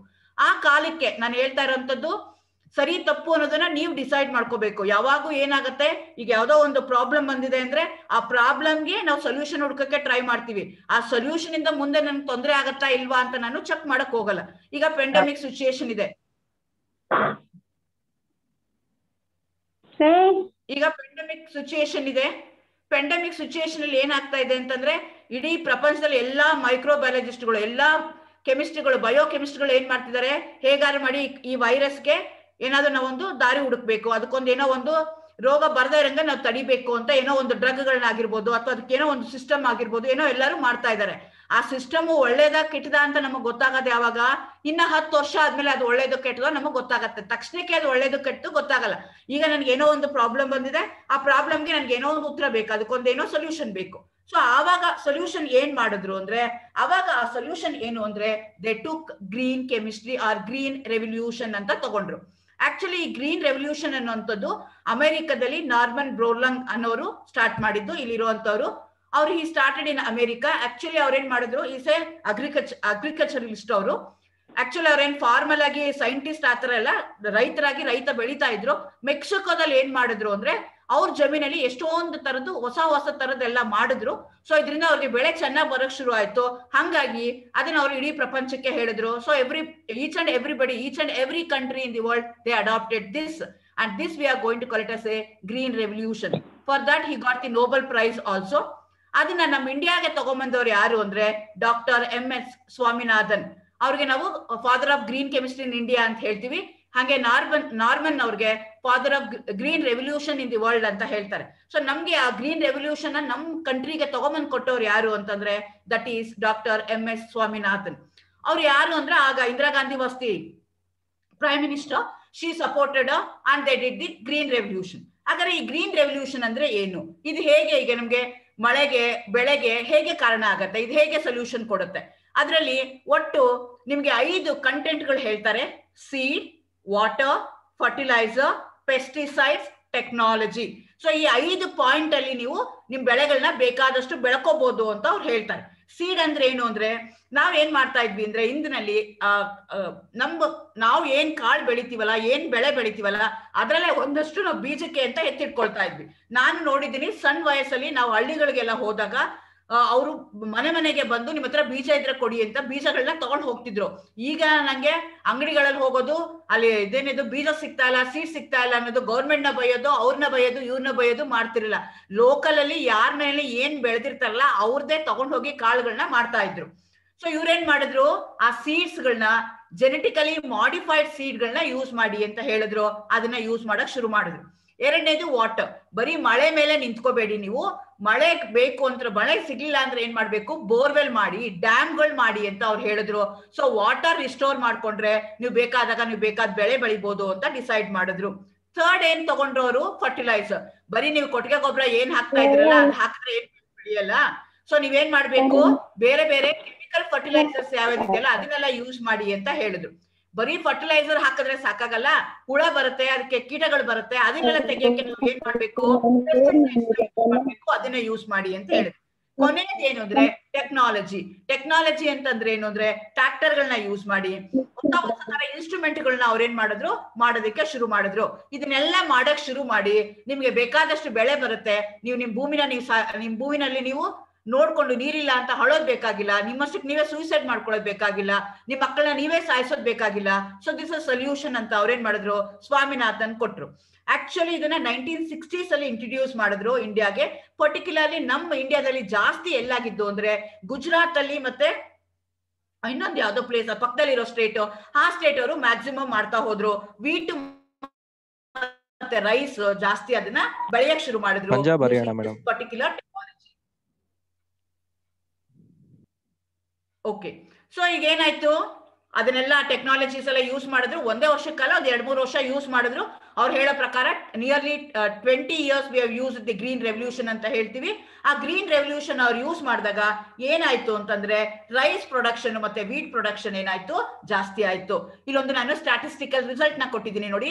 1915 ಅಲ್ಲಿ ಎಷ್ಟಿತ್ತು ನಮ್ದು ವೀಟ್ ಎಷ್ಟಿತ್ತು ಅಥವಾ ರೈಸ್ ಎಷ್ಟಿತ್ತಲ್ಲ, ಅದೇನಾಯ್ತು ಅಂದ್ರೆ ಟ್ರೆಮೆಂಡಸ್ ಆಗಿ ಬೆಳೆಗಳು ಜಾಸ್ತಿ ಆಗ್ತಾ ಹೋಯ್ತು. ಯಾಕೆ, ನಾವು ಏನೇನ ಇನ್ಕ್ರೀಸ್ ಮಾಡಿದ್ವಿ, ಒಳ್ಳೆ ಸೀಡ್ ನ ಯೂಸ್ ಮಾಡಿದ್ವಿ, ಜೆನೆಟಿಕಲಿ ಮಾಡಿಫೈಡ್ ಸೀಡ್ ಅಂತ ಹೇಳಿದ್ವಲ್ಲ ಅದನ್ನ ಯೂಸ್ ಮಾಡ್ಕೊಂಡ್ವಿ, ಬೋರ್ವೆಲ್ ಗಳನ್ನ ಯೂಸ್ ಮಾಡ್ಕೊಂಡ್ವಿ, ಡ್ಯಾಮ್ ಗಳು ಕಟ್ಕೊಂಡ್ವಿ, ಕೆರೆಗಳನ್ನ ಕಟ್ಕೊಂಡ್ವಿ, ನೀರ್ ಹೆಂಗ್ ಬೇಕೋ ಹಂಗೆ ನೀರ್ ಇಟ್ಕೊಂಡ್ವಿ, ಫರ್ಟಿಲೈಸರ್ ನ ಹಾಕಿದ್ವಿ, ಪೆಸ್ಟಿಸೈಡ್ಸ್ ನ ಹಾಕಿದ್ವಿ, ಟೆಕ್ನಾಲಜಿ ಯೂಸ್ ಮಾಡಿದ್ವಿ, ನಮ್ಗೆ ಬೇಕಾದಷ್ಟು ಬೆಳೆ ಬಂತು. ಸೊ ನಮ್ಗೆ ಏನ್ ಅನಿಸ್ತು ಅಂತಂದ್ರೆ, ನಾವು ಸೆಲ್ಫ್ ಸ್ಯಾಟಿಸ್ಫೈ ಆಗ್ಬಿಟ್ವಿ.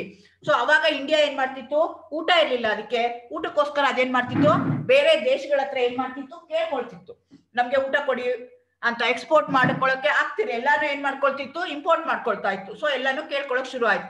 ಇದಾದ್ಮೇಲೆ ಏನಾಯ್ತು ಅಂದ್ರೆ ಅರೌಂಡ್ ಟಿಲ್ 1990 ಬರೋ ಅಷ್ಟೊತ್ತಿಗೆ, 140-50 years ಆಗೋ ಅಷ್ಟೊತ್ತಿಗೆ ನಾವೇ ಸೆಲ್ಫ್ ರಿಲಿಯಂಟ್ ಆಗಿದ್ವಿ. ನಮ್ಮ ಊಟನ ನಾವೇ, ನಮ್ಮ ದೇಶದಲ್ಲಿ ಎಷ್ಟು ಜನ ಇದಾರಲ್ಲ ಅಷ್ಟು ಜನಕ್ಕೆ ಊಟ ಬೇಕಾಗೋ ಅಷ್ಟು ಅಂದ್ರೆ ದವಸ ಧಾನ್ಯಗಳನ್ನ ನಾವೇ ಬೆಳ್ಕೊಳ್ತಾ ಇದ್ವಿ, ಬೇರೆಯವ್ರ ಹತ್ರ ನಾವು ಕೇಳಕ್ ಹೋಗ್ತಿರ್ಲಿಲ್ಲ. ಸೊ ಇಂಡಿಯಾ ಏನ್ಕೊಳ್ತು, it has become self sufficient ಅಂತ ಹೇಳ್ಕೊಂಡ್ರು. ಸೊ ಎಲ್ಲ ಖುಷಿಯಾಗಿ ನಾವು ಬೇಕಾಗಿದ್ರೆ ನಾವು ಬೆಳ್ಕೊಂಡ್ವಿ ಅಂತ ಹೇಳಿದ್ವಿ. ಆದ್ರೆ ಅದು ನಿಜವಾಗೂ ಗ್ರೀನ್ ಆಗಿದ್ಯಾ? ನಾನು ಮುಂಚೆನೆ ಹೇಳಿದೆ, ಯಾವುದೇ ಒಂದು ಸೊಲ್ಯೂಷನ್ ನಾವು ಇವಾಗ ಕೊಟ್ಟಿದ್ದ ಸೊಲ್ಯೂಷನ್ ಏನಾಗಿರುತ್ತೆ, ಆ ಕ್ಷಣಕ್ಕೆ ಅದು ಸೊಲ್ಯೂಷನ್ ಅಂತ ಅನಿಸ್ತಾ ಇರುತ್ತೆ. ಅದ್ರದ್ದು ಇಂಪ್ಯಾಕ್ಟ್ ಏನಿದೆ, ಅದ್ರದ್ದು ನಮ್ಗೆ ಕೆಟ್ಟದೇನಿದೆ, ಡಿಸ್ಅಡ್ವಾಂಟೇಜಸ್ ಇದೆ, ಅದ್ ನಮ್ಗೆ ಯಾವಾಗ ಗೊತ್ತಾಗತ್ತೆ, ಓನ್ಲಿ ಆಫ್ಟರ್ 40 years ಅಥವಾ 30 years ಆದ್ಮೇಲೆ ನಮ್ಗೆ ಗೊತ್ತಾಗತ್ತೆ. ಈ ಕ್ಷಣಕ್ಕೆ ಅದು ನಮ್ಗೆ ಒಳ್ಳೇದು ಅಂತ ಅನಿಸ್ಬೋದು, ಆ ಸೈಡ್ ಎಫೆಕ್ಟ್ಸ್ ನಮ್ಗೆ ಯಾವಾಗ ಗೊತ್ತಾಗತ್ತೆ ಅಂದ್ರೆ ಓನ್ಲಿ ಆಫ್ಟರ್ ಸಮ್ ಟೈಮ್ಸ್. ಅದಕ್ಕೆ ಏನ್ ಮಾಡ್ಬೇಕು, ಅದೇನೋ ಪ್ರಾಬ್ಲಮ್ ಆಗತ್ತಲ್ಲ, ಆ ಪ್ರಾಬ್ಲಮ್ಗೆ ಮತ್ತೆ ಸೊಲ್ಯೂಷನ್ ಹುಡುಕ್ಬೇಕು. ಹಂಗಾಗಿ ಸೈನ್ಸ್ ಅವ್ರು ಏನ್ ಹೇಳ್ತಾರೆ ಅಂದ್ರೆ, ಸೈಂಟಿಸ್ಟ್ ಏನಿರ್ತಾರೆ, ಸೈನ್ಸ್ ಏನಿರ್ತಾರ, ಸೈಂಟಿಸ್ಟ್ ಎವರ್ ಗ್ರೀನ್ ಸಬ್ಜೆಕ್ಟ್ ಅಂತ ಹೇಳ್ತಾರೆ. ಸೈನ್ಸ್ಗೆ ಸಾವೇ ಇಲ್ಲ, ಯಾಕೆಂದ್ರೆ ಮನುಷ್ಯ ಬರೀ ತಪ್ಪು ಮಾಡ್ತಿರ್ತಾರೆ, ಆ ತಪ್ಪು ತಿದ್ಕೊಳಕ್ಕೆ ಇನ್ನೊಂದೇನೋ ಮಾಡ್ಬೇಕು. ಆ ರೀತಿಯಾಗಿ ಏನಾಗ್ತಾ ಹೋಗುತ್ತೆ, ಸೈನ್ಸ್ ಇದ್ದೇ ಇರುತ್ತೆ, ಅದು ನಿಂತ ನೀರಲ್ಲ, ಬೆಳೀತಾ ಇರುತ್ತದು. ಇವತ್ತೇನೋ ಒಂದು ಪ್ರಾಬ್ಲಮ್ ಬಂದಿದೆ, ಆ ಪ್ರಾಬ್ಲಮ್ಗೆ ಸೊಲ್ಯೂಷನ್ ಅಂತ ಇವತ್ತು ಸೊಲ್ಯೂಷನ್ ಅಂತ ಅನ್ಕೊಳ್ತೀವಿ. ಅದು ಆಫ್ಟರ್ 10 years ಅದರದ್ದು ಪ್ರಾಬ್ಲಮ್ ಏನು ಅಂತ ಗೊತ್ತಾಗತ್ತೆ, ಆ ಪ್ರಾಬ್ಲಮ್ಗೆ ಮತ್ತೆ ನಾವು ಸೊಲ್ಯೂಷನ್ ಹುಡುಕ್ಬೇಕು. ಆ ರೀತಿಯಾಗಿ ಸೈನ್ಸು ಮುಂದುವರ್ಕೊಂಡು ಹೋಗ್ತಾ ಇರುತ್ತೆ. ಇಲ್ಲಿ ನೋಡಿ, ಈ ಗ್ರೀನ್ ಸೊಲ್ಯೂಷನ್ ಅಂತ ನಾವ್ ಏನ್ ಹೇಳಿದ್ವಲ್ಲ, ಗ್ರೀನ್ ರೆವಲ್ಯೂಷನ್ ಅಂತ ಏನ್ ಹೇಳಿದ್ವಲ್ಲ, that was a 2-sworded weapon. So 2 ತರ, ಮೇಲ್ಗಡೆ ಗ್ರೀನ್ ರೆವಲ್ಯೂಷನ್ ಇದೆ ನೋಡಿ, ಇಲ್ಲಿ ರೈತ ಏನ್ ಮಾಡ್ತಾ ಇದ್ದಾನೆ, ಮೇಲ್ಗಡೆ ಒಬ್ಬ ನೇಣ್ ಹಾಕೊಳ್ತಾ ಇದ್ದಾನೆ, ಕೆಳಗಡೆ ಏನಿದೆ, ಬೆಂಕಿ ಇದೆ. ಸೊ ಅದೇ ಹೇಳ್ತಾರಲ್ಲ, ಉಗುಳಕ್ಕಾಗಲ್ಲ ನುಂಗಕ್ಕಾಗಲ್ಲ ಅಂತ. ಆ ರೀತಿಯಾಗಿ ಈಗ ಏನ್ ಮಾಡ್ಬಿಟ್ಟಿದೀವಿ, ನಮ್ ಭೂಮಿಗಳನ್ನ ಏನ್ ಮಾಡ್ಬಿಟ್ಟಿದೀವಿ, ಅದಕ್ಕೆ ಪೆಸ್ಟಿಸೈಡ್ ಇಲ್ಲ, ಫರ್ಟಿಲೈಸರ್ ಇಲ್ಲ, ಅದ್ರ ಬೆಳೆಯೋದೇ ಇಲ್ಲ. ಆ ರೀತಿ ನಮ್ ಭೂಮಿಗಳನ್ನ, ನಮ್ ಮಣ್ಣುಗಳನ್ನ ಹಾಳು ಮಾಡ್ಕೊಂಡ್ಬಿಟ್ಟಿದೀವಿ ನಾವು. ಸೊ ಜೊತೆಗೆ ಏನು ಅಂದ್ರೆ, ಎಲ್ಲ ನಮ್ದು ಏನ್ ಸೀಡ್ ಇತ್ತಲ್ಲ, ಒರಿಜಿನಲ್ ಸೀಡ್ ಏನಿತ್ತಲ್ಲ, ಆ ಸೀಡ್ಗಳನ್ನೆಲ್ಲ ಏನ್ ಮಾಡ್ಕೊಂಡ್ಬಿಟ್ಟಿದೀವಿ ನಾವು, ಹಾಳು ಮಾಡ್ಕೊಂಡ್ಬಿಟ್ಟಿದೀವಿ. ಎಲ್ಲ ನಾವ್ ಏನ್ ಮಾಡ್ಕೊಂಡಿದ್ವಿ, ತುಂಬಾ ಈಲ್ಡ್ ಕೊಡೋ ಅಂತ ವೆರೈಟಿ ಆಫ್ ಸೀಡ್ಸ್ ನ ನಾವೇನ್ ಮಾಡಿದ್ವಿ, ಫಾರಿನ್ ಕಂಟ್ರಿಗಳಿಂದ ಅವ್ರ ಮೇಲೆ ಡಿಪೆಂಡೆಂಟ್ ಆಗಿ, ಅವ್ರು ಕೊಡ್ಲಿಲ್ಲ ಅಂತಂದ್ರೆ ನಮಗ್ ಬೀಜ ಇಲ್ಲ ಅಂದ್ರೆ ಇಲ್ಲಿ ಅಂಗಡಿ ಮುಂದೆ ಜಗಳ ಆಡೋದು, ಆ ಪೊಲಿಟಿಕಲ್ ಪಾರ್ಟಿನ ಬಯೋದು, ಈ ಮಿನಿಸ್ಟರ್ನ ಬಯೋದು, ಆ ತರ ಮಾಡ್ಕೊಳ್ತಾ ಇದೀವಿ. ನಾವೇ ಬೆಳ್ಕೊಳ್ಳೋಂತ ಭೂಮಿಗೆ, ಬೀಜಕ್ಕೆ, ಯಾಕೆಂದ್ರೆ ಈಗ ನಾವ್ ಅದನ್ನ ಬೀಜ ತರ ಮಾಡಕ್ಕಾಗಲ್ಲ. ಅವ್ರೇನ್ ಮಾಡ್ಕೊಂಡ್ಬಿಟ್ಟಿದ್ದಾರೆ, ಆ ಫಾರಿನ್ ಕಂಟ್ರೀಸ್ ಬೀಜ ಮಾಡೋರು ಏನ್ ಮಾಡಿದ್ದಾರೆ, ಆ ಬೀಜಗೆ ಪೇಟೆಂಟ್ ಮಾಡ್ಕೊಂಡಿದ್ದಾರೆ. ಅದು ಒಂದೇ ಸಲ ಬೆಳೆಯಕ್ಕಾಗೋದು, ಅದರಿಂದ ಬಂದಿದ್ ಕಾಳನ್ನ ನೀವು ಪ್ರಿಸರ್ವ್ ಮಾಡ್ಕೊಂಡು ಮತ್ತೆ ಬೆಳೆಯಕ್ ಹೋಗ್ತೀನಿ ಅಂದ್ರೆ ಬೆಳೆಯಕ್ಕಾಗಲ್ಲ. ಬಯಾಲಜಿಕಲಿ, ಬಯೋಟೆಕ್ನಿಕಲಿ ಅದನ್ನೇನ್ ಮಾಡಿದಾರೆ ಅವರು, ಮಾಡಿಫೈ ಮಾಡ್ಕೊಂಡ್ಬಿಟ್ಟಿದ್ದಾರೆ. ಹಂಗಾಗಿ ನೀವು ಯೂಸ್ ಮಾಡಕ್ಕಾಗಲ್ಲ. ಸೊ ನಿಮ್ಮ ಹತ್ರ ಇರುವಂತ ಒರಿಜಿನಲ್ ಸೀಡ್ಸ್ ಹಾಳಾಗೋಗಿದೆ, ಫುಡ್ ಗ್ರೈನ್ಸ್ ಏನೋ ಎಕ್ಸ್ಪೋರ್ಟ್ ಮಾಡ್ಕೊಳ್ತಾ ಇಲ್ಲ, ಎಲ್ಲ ನೀವು ಇಂಪೋರ್ಟ್ ಮಾಡ್ತಾ ಇದ್ದೀರಾ, ಎಲ್ಲ ಸರಿ ಇದೆ. ಆದ್ರೆ ಪೆಸ್ಟಿಸೈಡ್ ಜಾಸ್ತಿ ಯೂಸ್ ಮಾಡ್ತಾ ಇದ್ದೀರಾ, ಫರ್ಟಿಲೈಸರ್ ಜಾಸ್ತಿ ಯೂಸ್ ಮಾಡ್ತಾ ಇದ್ದೀರಾ, ವಾಟರ್ನ ಯೂಸ್ ಮಾಡ್ತಾ ಇದ್ದೀರಾ. ನ್ಯಾಚುರಲ್ ಕ್ಯಾಪಿಟಲ್ ಡಿಗ್ರೇಡೇಷನ್ ಅಂತ ಒಂದು ಪದ ಉಪಯೋಗಿಸ್ತಾರೆ. ಅದು ಏನಾಗ್ತಾ ಇದೆ ಅಂದ್ರೆ ಫುಲ್ ನಾವ್ ಏನ್ ಮಾಡ್ಬಿಟ್ಟಿದ್ವಿ, ನಮ್ದು ಎನ್ವೈರನ್ಮೆಂಟ್ ಏನಿದೆಯಲ್ಲ ಆ ಎನ್ವೈರನ್ಮೆಂಟ್ ಎಲ್ಲ ನಾವು ಹಾಳು ಮಾಡ್ಕೊಂಡ್ಬಿಟ್ಟಿದ್ವಿ. ಅದು ಯಾವ್ಯಾವ್ದು ನ್ಯಾಚುರಲ್ ಕ್ಯಾಪಿಟಲ್ ನ್ಯಾಚುರಲ್ ಪ್ರೊಟೆಕ್ಷನ್ ಯಾವ್ಯಾವುದು ಅಂತಂದ್ರೆ ಬಯೋಡೈವರ್ಸಿಟಿ ಲಾಸ್ ಆಯ್ತು. ನಾವ್ ಯಾಕೆ ಅಂದ್ರೆ ಪೆಸ್ಟಿಸೈಡ್ ಯೂಸ್ ಮಾಡ್ತಾ ಇರೋದಕ್ಕೋಸ್ಕರ. ಅಂದ್ರೆ ಈಗ ನಮ್ದು ಏನು ಸರ್ ಹೇಳ್ದಂಗೆ ಎಕಾಲಜಿಕಲ್ ಸಿಸ್ಟಮ್ ಅಲ್ಲಿ ನಮ್ಗೆ ಮೇಂಟೈನ್ ಆಗ್ಬೇಕು ಅಂದ್ರೆ ಈಚ್ ಅಂಡ್ ಎವ್ರಿ ಆರ್ಗ್ಯಾನಿಸಮ್, ಅದು ಎಷ್ಟೇ ಚಿಕ್ಕದಾಗಿರ್ಬೋದು ಎಷ್ಟೇ ದೊಡ್ಡದಾಗಿರ್ಬೋದು, ನಮ್ದು ಫುಡ್ ಸೈಕಲ್ ಇರ್ಬೋದು, ಫುಡ್ ಚೈನ್ ಆಗಿರ್ಬೋದು, ಅಥವಾ ನಮ್ಮ ಎಕಾಲಜಿಕಲ್ ಸಿಸ್ಟಮ್ ಮೇಂಟೈನ್ ಆಗ್ಬೇಕು ಅಂತಂದ್ರೆ ಅದೆಲ್ಲಾನು ಇರ್ಬೇಕು. ನಾವೇನ್ ಮಾಡ್ಕೊಂಡ್ಬಿಟ್ಟಿದ್ವಿ, ಬಯೋಡೈವರ್ಸಿಟಿ ಲಾಸ್ ಮಾಡ್ಕೊಂಡ್ಬಿಟ್ಟಿದ್ವಿ. ಏನಕ್ಕೆ ಅಂತಂದ್ರೆ ನಮ್ದು ಗ್ರಾಸ್ ಲ್ಯಾಂಡ್ಸ್ ಇರ್ಬೋದು, ಫಾರೆಸ್ಟ್ ಇರ್ಬೋದು, ವೆಟ್ ಲ್ಯಾಂಡ್ ಇರ್ಬೋದು, ಅದನ್ನೆಲ್ಲ ಹಾಳು ಮಾಡ್ಕೊಂಡ್ಬಿಟ್ಟು ಅದನ್ನೆಲ್ಲ ಬಿಲ್ಡಿಂಗ್ ಮಾಡ್ಬಿಟ್ಟಿದ್ವಿ. ಆ ಪೆಸ್ಟಿಸೈಡ್ ಆಗಿದ್ದೆಲ್ಲ ಎಲ್ಲೋ ಹೋಗುತ್ತೆ, ನೀರೊಳಗಡೆ ಹೋಗಿ ಸೇರ್ಕೊಳ್ಳುತ್ತೆ. ನೀರೆಲ್ಲ ಹೋಗಿ ಸೇರ್ಕೊಳ್ಳೋದಕ್ಕೋಸ್ಕರ ಅಕ್ವಾಟಿಕ್ ಅನಿಮಲ್ಸ್, ಫಿಶ್ಗಳು ಏನಿರ್ಬೋದು ಅವೆಲ್ಲ ಸತ್ತೋಗಿದ್ದಾವೆ. ಸೊ ಹಂಗಾಗಿ ನಿಮ್ಗೆ ಏನಾಗ್ತಿದೆ, ಬಯೋಡೈವರ್ಸಿಟಿ ಏನಿತ್ತಲ್ಲ ಅದು ಲಾಸ್ ಆಗಿದೆ. ಎರಡನೇದು ಸಾಯಿಲ್ ಪೊಲ್ಯೂಷನ್ ಆಗಿದೆ, ಲಾಸ್ ಆಫ್ ಫರ್ಟಿಲಿಟಿ. ಸೊ ನಿಮ್ ಲ್ಯಾಂಡ್, ನಿಮ್ ಸಾಯಿಲ್ ಅಲ್ಲಿ ಫರ್ಟಿಲಿಟಿನೇ ಇಲ್ಲ. ಏನ್ ಮುಂಚೆ ಬೆಳೆ ಹೇಗಿತ್ತು ಅಂದ್ರೆ ನಮ್ ಕೊಟ್ಟಿಗೆ ಗೊಬ್ಬರ ಹಾಕ್ಬೇಕಾದ್ರೆ ಬೆಳೆ ಹೆಂಗ್ ಬೆಳೀತಿತ್ತು ಅಂತಂದ್ರೆ ಯಾವ ಬೆಳೆ ಹಾಕಿದ್ರು ಏನಾಗ್ತಿತ್ತು, ಬೆಳೆ ಬೆಳೀತಿತ್ತು. ಆದ್ರೆ ಈಗಿಲ್ಲ, ಲಾಸ್ ಆಫ್ ಫರ್ಟಿಲಿಟಿ. ನಿಮ್ ಸಾಯಿಲ್ ಅಲ್ಲಿ ಫರ್ಟಿಲಿಟಿ ಹಾಳಾಗೋಗಿದೆ, ಎರೋಷನ್. ಅದಕ್ಕೆ ಯಾಕೆ ಅಂದ್ರೆ ನೀವು ಹಾಕುವಂತ ಗಿಡಗಳಲ್ಲಿ ತಾಯಿ ಬೇರೆ ಏನಿರ್ತಲ್ಲ, ಬೇರೆ ಸ್ಟ್ರಾಂಗ್ ಆಗಿದ್ರೆ ಎಲ್ಲ ಸಾಯಿಲ್ ಉಳ್ಕೊಳುತ್ತೆ. ಇಲ್ಲ ಅಂದ್ರೆ ಮಳೆ ಬಂದಾಗ ಎಲ್ಲ ಮಣ್ಣು ಹೊರಗಡೆ ಹೊಟ್ಟೋಗುತ್ತೆ. ಸೊ ಅದು ಆಗ್ತಾ ಇದೆ. ಸಲಿನೈಸೇಷನ್, ಅದ್ರೊಳಗಡೆ ಎಲ್ಲ ಸಾಲ್ಟ್ ಜಾಸ್ತಿ ಹೋಗ್ತಾ ಇದೆ. ವಾಟರ್ ಲಾಗಿಂಗ್ ಆಗ್ತಾ ಇದೆ. ಡಿಸರ್ಫಿಕೇಶನ್ ಆಗ್ತಾ ಇದೆ. ಇದೆಲ್ಲ ಪ್ರಾಬ್ಲಮ್ ನಾವು ಯಾಕೆ ಆಗ್ತಾ ಇದೆ ಅಂದ್ರೆ because we are using lot of pesticides. ಏನು ಗ್ರೀನ್ ಕೆಮಿಸ್ಟ್ರಿ, ಗ್ರೀನ್ ರೆವಲ್ಯೂಷನ್ ಅಂತ ಏನ್ ಹೇಳಿದ್ವಲ್ಲ, ಅದನ್ನೆಲ್ಲ ಯೂಸ್ ಮಾಡಿದಕ್ಕೆ ನನಗೆ ಪ್ರಾಬ್ಲಮ್ ಆಗ್ತಾ ಇದೆ. ಅವ್ರು ಹೇಳಿದ್ರು ವಾಟರ್ ಎಲ್ಲ ನೀವು ಬೋರ್ವೆಲ್ ತೆಗಿರಿ ಅಂತ. ಎಲ್ಲರೂ ಮನೆ ಪಕ್ಕ ಇರೋ ಅಂತ ಎಲ್ಲಾರು ಬೋರ್ವೆಲ್ ತೆಗ್ದ್ಬಿಟ್ರು. ಬೋರ್ವೆಲ್ ತೆಗ್ದಾಗ ಏನಾಯ್ತು ಅಂದ್ರೆ ಎಷ್ಟು ಕೆಳಗಡೆ ಹೋದ್ರು ನೀರ್ ಸಿಗ್ತಾ ಇಲ್ಲ, ಎಲ್ಲಿ ಹೋದ್ರು ನೀರ್ ಸಿಗ್ತಾ ಇಲ್ಲ.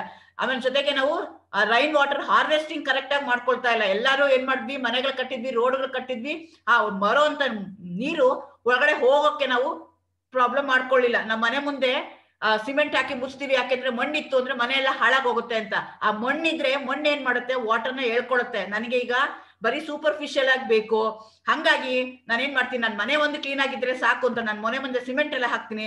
ನನ್ನ ಮನೆ ಮುಂದೆ ಬಿದ್ದಿದ್ ನೀರೆಲ್ಲ ಏನಾಗುತ್ತೆ, ಹರ್ಕೊಂಡು ಹೋಗುತ್ತೆ.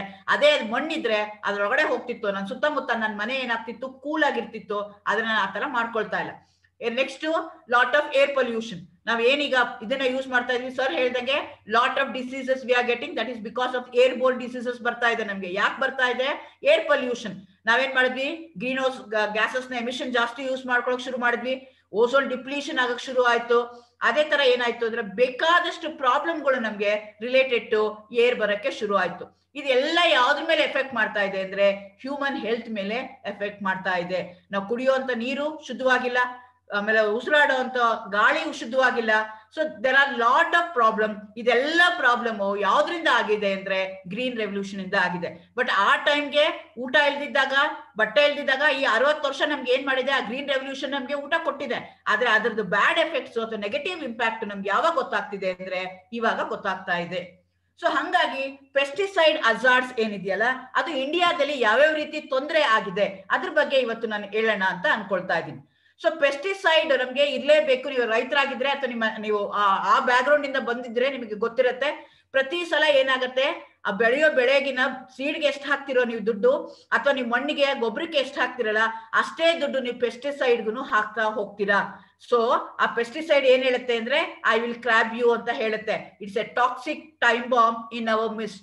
ಸೊ ಟೈಮ್ ಬಾಂಬ್ ಏನ್ ಮಾಡುತ್ತೆ, ಒಂದೇ ಸಲ ಬರ್ಸ್ಟ್ ಆಗಲ್ಲ, ಸ್ಲೋ ಆಗಿ ಮಿನಿಟ್ ಟಕ್ ಟಕ್ ಟಕ್ ಟಕ್ ಅಂತಿರುತ್ತೆ. ಯಾವ್ದೋ ಒಂದು ಮ್ಯಾಕ್ಸಿಮಮ್ ಟೈಮ್ ಬಂದಾಗ ಅದು ಬರ್ಸ್ಟ್ ಆಗ್ಬಿಡುತ್ತೆ. ಅದೇ ರೀತಿ ನಾವ್ ಏನ್ ಮಾಡ್ತಾ ಇದೀವಿ, ಎಲ್ಲರೂ ಬೇಕಾದಷ್ಟು ನಮ್ಗೆ ಈಲ್ಡ್ ಜಾಸ್ತಿ ಬರುತ್ತೆ ಅಂತ ಅವ್ನು ಯಾರೋ ಅಡ್ವರ್ಟೈಸ್ಮೆಂಟ್ ಕೊಡ್ತಾರೆ, ಯಾವ್ದೋ ಅಮೆರಿಕನ್ ಕಂಪನಿ ಅಂತ ಹೇಳ್ತಾರೆ. ಸೊ ಇಮಿಡಿಯೇಟ್ಲಿ ನಾವೇನ್ ಮಾಡ್ತೀವಿ, ಅಲ್ಲಿ ಹೋದ್ರೆ ತುಂಬಾ ಚೆನ್ನಾಗಿ ಬರುತ್ತೆ ನಮ್ಗೆ ಅಂತ ಹೇಳ್ತೀವಿ.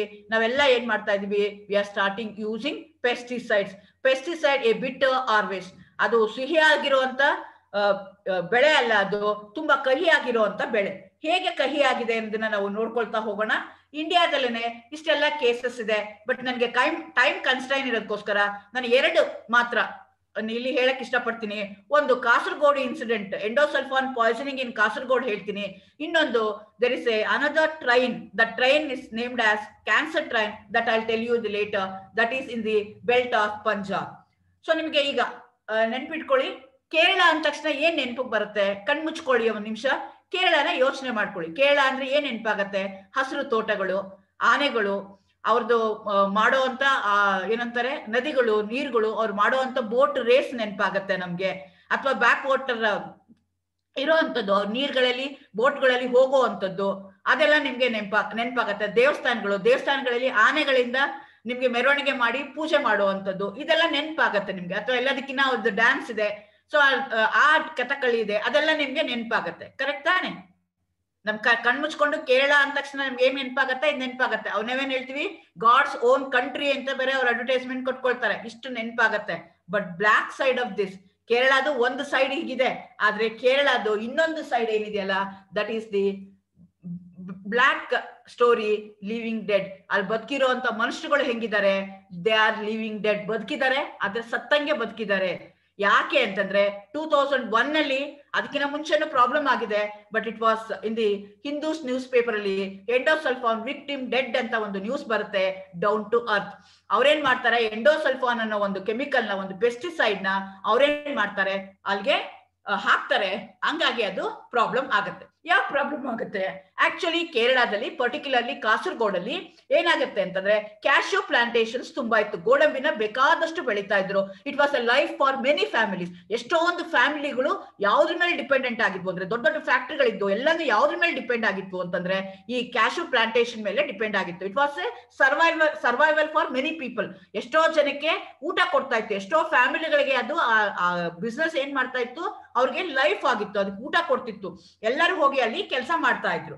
ಆದ್ರೆ ಇದಕ್ಕೇನಾಯ್ತು, ಒಂದು ಹೊಸದು ನಾವು ಪೆಸ್ಟಿಸೈಡ್, ಯಾಕೆಂದ್ರೆ ಅದು ಹುಳ ಆಗತ್ತೆ, ಆ ಹುಳ ತಡೆಯೋದಕ್ಕೆ ಒಂದು ಪೆಸ್ಟಿಸೈಡ್ ಬೇಕು, ಅಥವಾ ಹುಳ ತಡೆಯೋದಕ್ಕೆ ನಮ್ಗೊಂದು ಫರ್ಟಿಲೈಸರ್ ಬೇಕು. ಅದನ್ನ ನಾವು ಹೇಗ್ ಮಾಡೋಣ ಅಂತ. ಅದು ಹೇಗಿತ್ತು ಅಂತಂದ್ರೆ, ಆ ಪ್ಲಾಂಟೇಶನ್ ಏನಿತ್ತು ಅಂದ್ರೆ ಎಕರೆ ಗಟ್ಲೆ ಇತ್ತು, 60 ಎಕರೆ 80 ಎಕರೆ ಆ ತರ ಎಕರೆಗಳ ಗಟ್ಲೆ ಇತ್ತು. ಅದಕ್ಕೆ somebody has given the idea that ನೀವು ಹಿಂಗೆ ಒಂದೊಂದೇ ಗಿಡಕ್ಕೆ ಹಾಕ್ತೀರಿ ಅಂತಂದ್ರೆ ಕಷ್ಟ ಆಗತ್ತೆ, will take the help of the helipad ನ ತಗೊಂಡ್ಬಿಡೋಣ, ಎಲಿಪ್ಯಾಡ್ ಅಲ್ಲಿ ಹಾಕ್ಬಿಟ್ಟು ಎಲಿಪ್ಯಾಡ್ ಅಲ್ಲಿ ನಾವೇನೋಣ ಎಂಡೋಸಲ್ಫಾನ್ ನ ಸ್ಪ್ರೇ ಮಾಡ್ಬಿಡೋಣ ಅಂತ they took the decision. And they did this more than 10 to 15 years. Okay, ತೊಂದರೆ ಇಲ್ಲ. ಆ ಎಂಡೋಸಲ್ಫಾನ್ ಹಾಕಿದಾಗ ಏನಾಗ್ತಿತ್ತು, ಆ ಹುಳುಗಳು ಏನಿತ್ತಲ್ಲ, ಹುಳುಗಳೆಲ್ಲ ಸಾಯ್ತಾ ಇತ್ತು, ಪ್ರೊಡಕ್ಷನ್ ಜಾಸ್ತಿ ಆಗ್ತಾ ಇತ್ತು, ಎವ್ರಿಬಡಿ ವಾಸ್ ಖುಷಿಯಾಗಿದ್ರು. ನಾನು ಮುಂಚೆನೆ ಹೇಳ್ದಂಗೆ ಏನ್ ಹೇಳ್ದೆ, ಯಾವುದೇ ಒಂದು ಪ್ರಾಬ್ಲಮ್ಗೆ ಸೊಲ್ಯೂಷನ್ ಯಾವಾಗ? ತಕ್ಷಣಕ್ಕೆ ಸೊಲ್ಯೂಷನ್. ಈಗ ತಕ್ಷಣಕ್ಕೆ ಅಲ್ಲಿಗೆ ಏನ್ ತೊಂದರೆ ಆಗ್ತಿತ್ತು, ಅದಕ್ಕೆ ಜಾಸ್ತಿ ಪೆಸ್ಟಿಸೈಡ್ಸ್ ಇತ್ತು, ಪೆಸ್ಟ್ ಗಳಿತ್ತು. ಪೆಸ್ಟ್ ನ ಕಂಟ್ರೋಲ್ ಮಾಡಕ್ಕೆ ನಮ್ಗೆ ಏನ್ ಬೇಕಿತ್ತು? ಪೆಸ್ಟಿಸೈಡ್ ಬೇಕಿತ್ತು. ಪೆಸ್ಟಿಸೈಡ್ ಹಾಕಿದ್ರು, ಖುಷಿ ಆಯ್ತು, ಬೇಕಾದಷ್ಟು ಹುಳಗಳು ಸತ್ವು, ಬೇಕಾದಷ್ಟು ನಿಮ್ಗೆ ಗೋಡಂಬಿ ಬೆಳೆಯಕ್ ಶುರು ಆಯ್ತು, ಎವ್ರಿಬಡಿ ವಾಸ್ ಹ್ಯಾಪಿ.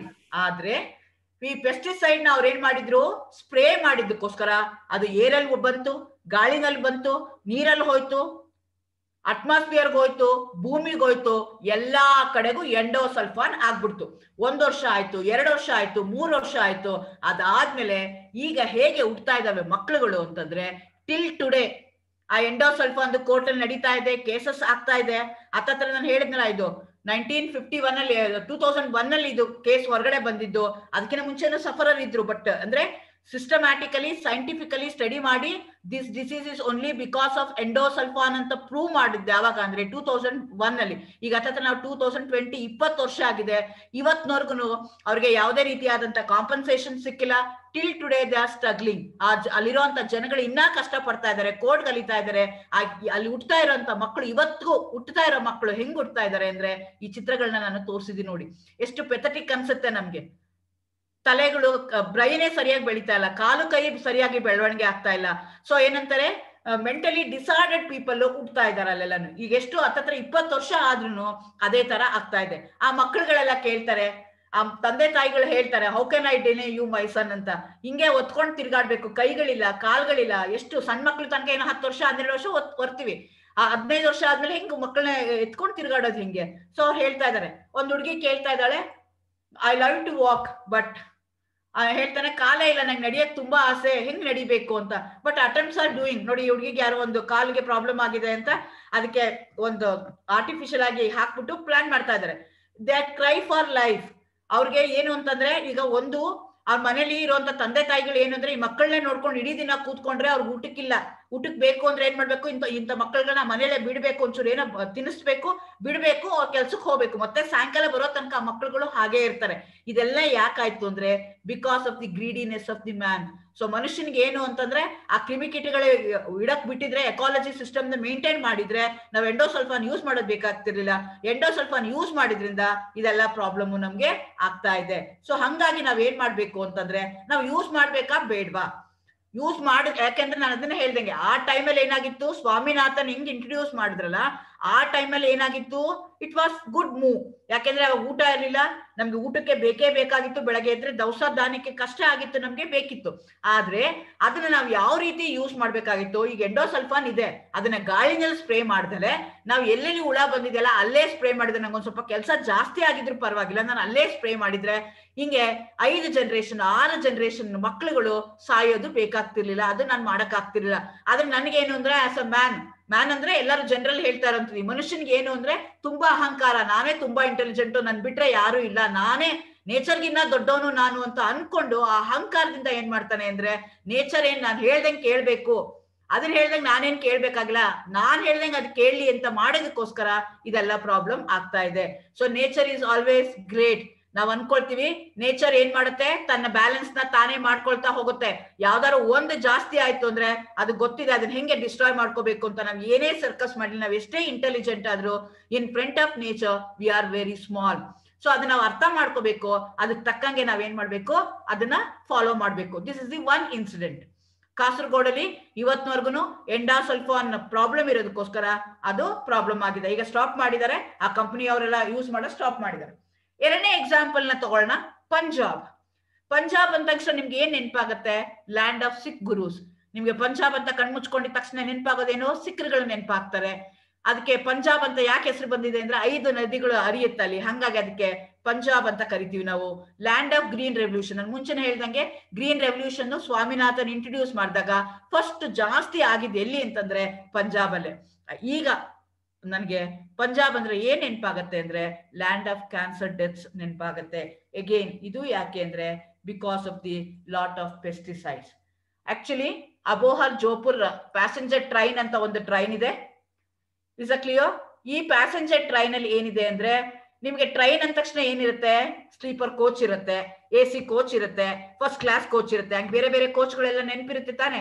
ಆದ್ರೆ ಈ ಟ್ರೈನ್ ಅಲ್ಲಿ ಯಾವುದೇ ರೀತಿಯಾದ AC ಕೋಚ್ಗಳಿಲ್ಲ.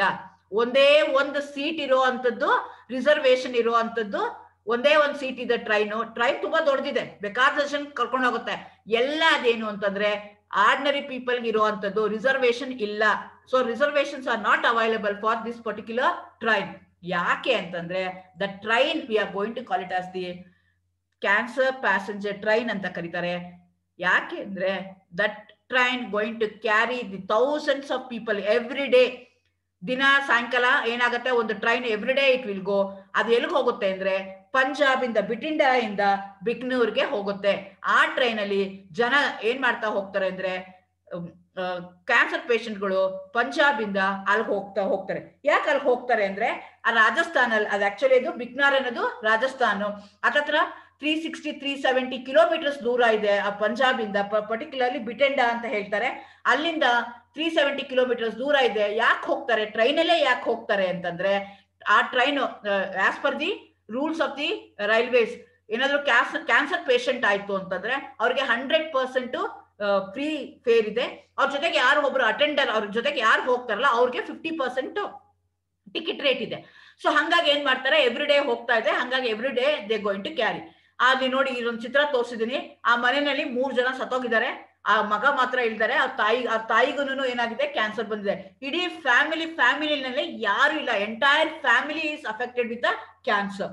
ಸೊ ಕ್ಯಾನ್ಸರ್ದು ಏನಾಗಿದೆ, ರೀಜನ್ಸ್ ಗಳನ್ನ ಮಾಡಿದಾರೆ ಅವರು. ಆ ರೀಜನ್ಸ್ ಅಲ್ಲಿ ಈ ಮಾಲ್ವಾ ರೀಜನ್ ಏನಿದೆ ನೋಡ್ಕೊಳ್ಳಿ, ಎಷ್ಟು ದೂರ ಇದೆ. ಬಿಟಿಂಡಾ ಇಂದ ಬಿಕ್ನೇರ್ ಅಲ್ಲಿ ತನಕ ಅವ್ರು ಏನ್ ಮಾಡ್ತಾರೆ, ಮೂವ್ ಆಗ್ತಾರೆ.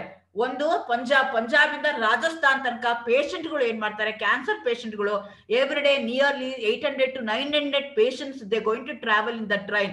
ಹಂಗಾಗಿ ಆ ಟ್ರೈನ್ಗೆ AC ಕೋಚ್ ಗೀಸಿ ಏನಿಲ್ಲ, ಜನರಲ್ ಪಬ್ಲಿಕ್ ಏನ್ ಮಾಡ್ತಾರೆ, ಹೋಗ್ತಾರೆ. ಅಲ್ಲಿ ಅವ್ರು ಹೇಳೋ ಪ್ರಕಾರ ಅಲ್ಲಿ ಟಿಕೆಟ್ ಇಲ್ಲ, ಏನಿಲ್ಲ, everybody simply they going to move from one part to another part ಅಂತ ಹೇಳ್ತಾರೆ. ಸೊ ಹಾಗೆ ಅವ್ರು ಮೂವ್ ಆಗ್ತಾರೆ. ಆ ಟ್ರೈನ್ಗೆ ನಾವ್ ಏನಂತ ಕರಿತೀವಿ, ಕ್ಯಾನ್ಸರ್ ಟ್ರೈನ್ ಅಂತ ಕರೀತಾರೆ, ಅಥವಾ ಕ್ಯಾನ್ಸರ್ ಎಕ್ಸ್ಪ್ರೆಸ್ ಟ್ರೈನ್ ಅಂತ ಕರೀತಾರೆ. ಆಕ್ಚುಲಿ ಅದು Jodhpur express, officially Jodhpur express ಅಂತಿದೆ. ಕಾಮನ್ ಪೀಪಲ್ ಅಲ್ಲಿ ಏನ್ ಹೇಳ್ತಾರೆ ಅಂದ್ರೆ ಅದ್ ಹೇಳ್ತಾರೆ, ಎವ್ರಿ ಡೇ 9 o'clock ನೋಡಿ ಎಲ್ಲಾ ಪೇಷಂಟ್ಗಳು ಆ ಪ್ಲಾಟ್ಫಾರ್ಮ್ ಅಲ್ಲಿ ಕಾಕೊಂಡು ಕೂತಿದ್ದಾರೆ. ಸೊ ಅದೇನ್ ಮಾಡ್ತಾರೆ, ರೈಲ್ವೆ ಸ್ಟೇಷನ್ 9 o'clock ಬರುತ್ತೆ, 9:30 ಅದು ಡಿಪಾರ್ಚರ್ ಆಗತ್ತಂತೆ, 324 kilometers ಅದು ಹೋಗುತ್ತೆ. ಸೊ ಬೆಳಗ್ಗೆ ಅವ್ರು ಏನ್ ಮಾಡ್ತಾರೆ, ಇನ್ನೊಂದು ರಾಜಸ್ಥಾನ್ ಅಲ್ಲಿ ಹೇಳಿದ್ನಲ್ಲ ನಾನು, ಬಿಕ್ನೇರ್ ಅಂತ, ಅಲ್ಲಿ ಹೋಗ್ತಾರೆ. ಯಾಕೆ ಹೋಗ್ತಾರೆ ಅಂದ್ರೆ ಅಲ್ಲೊಂದು ಫ್ರೀ ಹಾಸ್ಪಿಟಲ್ ಇದೆ, ಆಚಾರ್ಯ ತುಳಸಿ ರೀಜನಲ್ ಕ್ಯಾನ್ಸರ್ ಸೆಂಟರ್ ಅಂತ. ನಾನು ಕೆಳಗಡೆ ಚಿತ್ರ ಹಾಕಿದೀನಿ ನೋಡಿ. ಆ ಸೆಂಟರ್ ಅಲ್ಲಿ ಫ್ರೀ ಆಗಿ ಅವ್ರಿಗೆ ಕ್ಯಾನ್ಸರ್ ಪೇಷಂಟ್ಸ್ಗೆ ಟ್ರೀಟ್ ಮಾಡ್ತಾರೆ. ಹಂಗಾಗಿ ಏನ್ ಮಾಡ್ತಾರೆ, ಈ ಜನ ಏನ್ ಮಾಡ್ತಾ ಹೋಗ್ತಾರೆ, ಅಲ್ಲಿಗೆ ಮೂವ್ ಆಗ್ತಾ ಹೋಗ್ತಾರೆ. So that's a train right to cancer. So ಆ ಟ್ರೈನ್ ತುಂಬಾ ಹೆಂಗಿರ್ತಾರೆ ಅಂದ್ರೆ ಬರೀ ಕ್ಯಾನ್ಸರ್ ಪೇಷಂಟ್ಗಳೇ ಇರ್ತಾರೆ. ಎಲ್ಲಿ ಬೇಕೋ ಅಲ್ಲಿ ಕೂತ್ಕೊಂಡು ಹೋಗ್ತಾರೆ, ರಿಸರ್ವೇಶನ್ ಇಲ್ಲ, ಕೂತ್ಕೊಂಡು ನಿಂತ್ಕೊಂಡು ಒಂದ್ ಕಡೆಯಿಂದ ಇನ್ನೊಂದ್ ಕಡೆಗೆ ಹೋಗ್ತಾರೆ. ಇದು ಯಾಕೆ ಕಾರಣ ಆಯ್ತು ಅಂದ್ರೆ again it is because of the pesticides that we are going to use it. ಹಾಗಂತ ಪೆಸ್ಟಿಸೈಡ್ ಯೂಸ್ ಮಾಡ್ದಲ್ಲೇ ಇರಕ್ ಆಗಲ್ಲ ಅಂತಲ್ಲ, but how much we have to use. ನಮ್ ಪರ್ಟಿಕ್ಯುಲರ್ ಅದೇ ಹೇಳಿದಂಗೆ ಮನುಷ್ಯನ್ಗೆ ಏನು ಅಂತಂದ್ರೆ, ಇವ್ರು 10 ml ಹಾಕಿ ಅಂದ್ರೆ 10 ml ನಾನು 20 ml ಹಾಕೋಣ, 30 ml ಹಾಕೋಣ, ನಂಗೆ ಜಾಸ್ತಿ ಈಲ್ಡ್ ಬರುತ್ತೆ, ಅವಾಗ ನಂಗೆ ಜಾಸ್ತಿ ಬೆಲೆ ಬರುತ್ತೆ, ಜಾಸ್ತಿ ನನಗೆ ಬೆಳೆಗಳು ಬರುತ್ತೆ, ಜಾಸ್ತಿ ದುಡ್ಡು ಬರುತ್ತೆ. ಆ ಗ್ರೀಡಿನೆಸ್ ಇಂದ ನನ್ಗೆ ಏನಾಗ್ತಾ ಇದೆ, ಈ ರೀತಿ ಆಗ್ತಿದೆ. ಅಗೇನ್ ಇದೇನು 1 ವರ್ಷದಲ್ಲಿ ಆಗಿರೋದಲ್ಲ, 2 ವರ್ಷದಲ್ಲಿ ಆಗಿದ್ದಲ್ಲ, ಇದು ಹತ್ತತ್ರ 40 ರಿಂದ 50 ವರ್ಷದಲ್ಲಿ ಈ ರೀತಿ ಆಗಿದೆ. ಇವತ್ತು ಹೇಗಿದೆ ಅಂದ್ರೆ ಅದಕ್ಕೆ ಮಾಲ್ವಾ ಅಂತ ಹೇಳ್ತಾರೆ. ಆ ಮಾಲ್ವಾ ರೀಜನ್ ಏನಿದೆಯಲ್ಲ, that region is completely full of cancers. ಆ ಪಂಜಾಬ್ ಅಲ್ಲಿ ಹೋದ್ರೆ ಪೂರ್ತಿ ಆ ಏರಿಯಾ, ಒಂದು ಏರಿಯಾ ಏನಿದೆಯಲ್ಲ, ಆ ಏರಿಯಾ ಕಂಪ್ಲೀಟ್ಲಿ ಏನಾಗಿದೆ ಅಂದ್ರೆ ಫಿಟೆಡ್ ವಿತ್ ಕ್ಯಾನ್ಸರ್ ಪೇಷಂಟ್. ಒಂದೊಂದು ಮನೆಯಲ್ಲಿ ಒಬ್ರು ಇಬ್ರು ಅಷ್ಟೇ ಇದ್ದಾರೆ, ಅವ್ರಿಗೂ ಕ್ಯಾನ್ಸರ್ ಆಗಿ ತುಂಬಾ ಇದೆ. ಅದಕ್ಕೆ ಅವ್ರ ಮೇನ್ ರೀಸನ್ ಹೇಳೋದು ಅಂದ್ರೆ that is because of the maximum use of pesticides ಅಂತ ಹೇಳ್ತಾರೆ. ಸೊ ಹಂಗಾಗಿ ನಾವು ಯೂಸ್ ಮಾಡ್ಬೇಕಾದ್ರೆ ಎಷ್ಟು ಯೂಸ್ ಮಾಡ್ಬೇಕು, ಯಾಕೆ ಯೂಸ್ ಮಾಡ್ಬೇಕು, ಆ ರೀತಿಯಾಗಿ ನಾವು ಅದನ್ನ ಯೋಚನೆ ಮಾಡ್ಬೇಕು. ಅದೇ ತರ ಇನ್ನೊಂದು ಜೈಪುರಲ್ಲಿ ಅವ್ರೇನ್ ಮಾಡ್ತಾರೆ ಅಂದ್ರೆ ಬ್ರಿಂಜಾಲ್ ಜಾಸ್ತಿ ಬೆಳೀತಾ ಇದ್ರಂತೆ. ಸೊ ಹಂಗಾಗಿ ಅವ್ರೇನ್ ಮಾಡಿದ್ರು, ಬ್ರಿಂಜಾಲ್ಗೆ ಯಾವುದೋ ಒಂದು ರೀತಿ ರೋಗ ಬಂತು ಅಂದಾಗ ಅದಕ್ಕೆ ಒಂದು ಪೆಸ್ಟಿಸೈಡ್ ನ ಯೂಸ್ ಮಾಡಿದ್ರಂತೆ. ಆ ಪೆಸ್ಟಿಸೈಡ್ ಯೂಸ್ ಮಾಡಿದ್ರೆ ಅದೇನ್ ಮಾಡಿದೆ ಅಂದ್ರೆ it spoil the absorbance of the folic acid. ನಿಮ್ಗೆ ಗೊತ್ತು ಫಾಲಿಕ್ ಆಸಿಡ್ ಅಂತ ಅಂದ್ರೆ ಪ್ರೆಗ್ನೆಂಟ್ ಲೇಡೀಸ್ಗೆ ಕೆಲವೊಂದು ಟ್ಯಾಬ್ಲೆಟ್ಗಳನ್ನ ಕೊಡ್ತಾರೆ ಸ್ಟ್ರೆಂತ್ ಬರ್ಲಿ ಅಂತ. ಅದರಲ್ಲಿ ನಾವು ಯೂಸ್ ಮಾಡುವಂಥದ್ದು ಫೋಲಿಕ್ ಆಸಿಡ್ ಅಂತ ಹೇಳ್ತೀವಿ, ಅದೊಂದು ವಿಟಮಿನ್.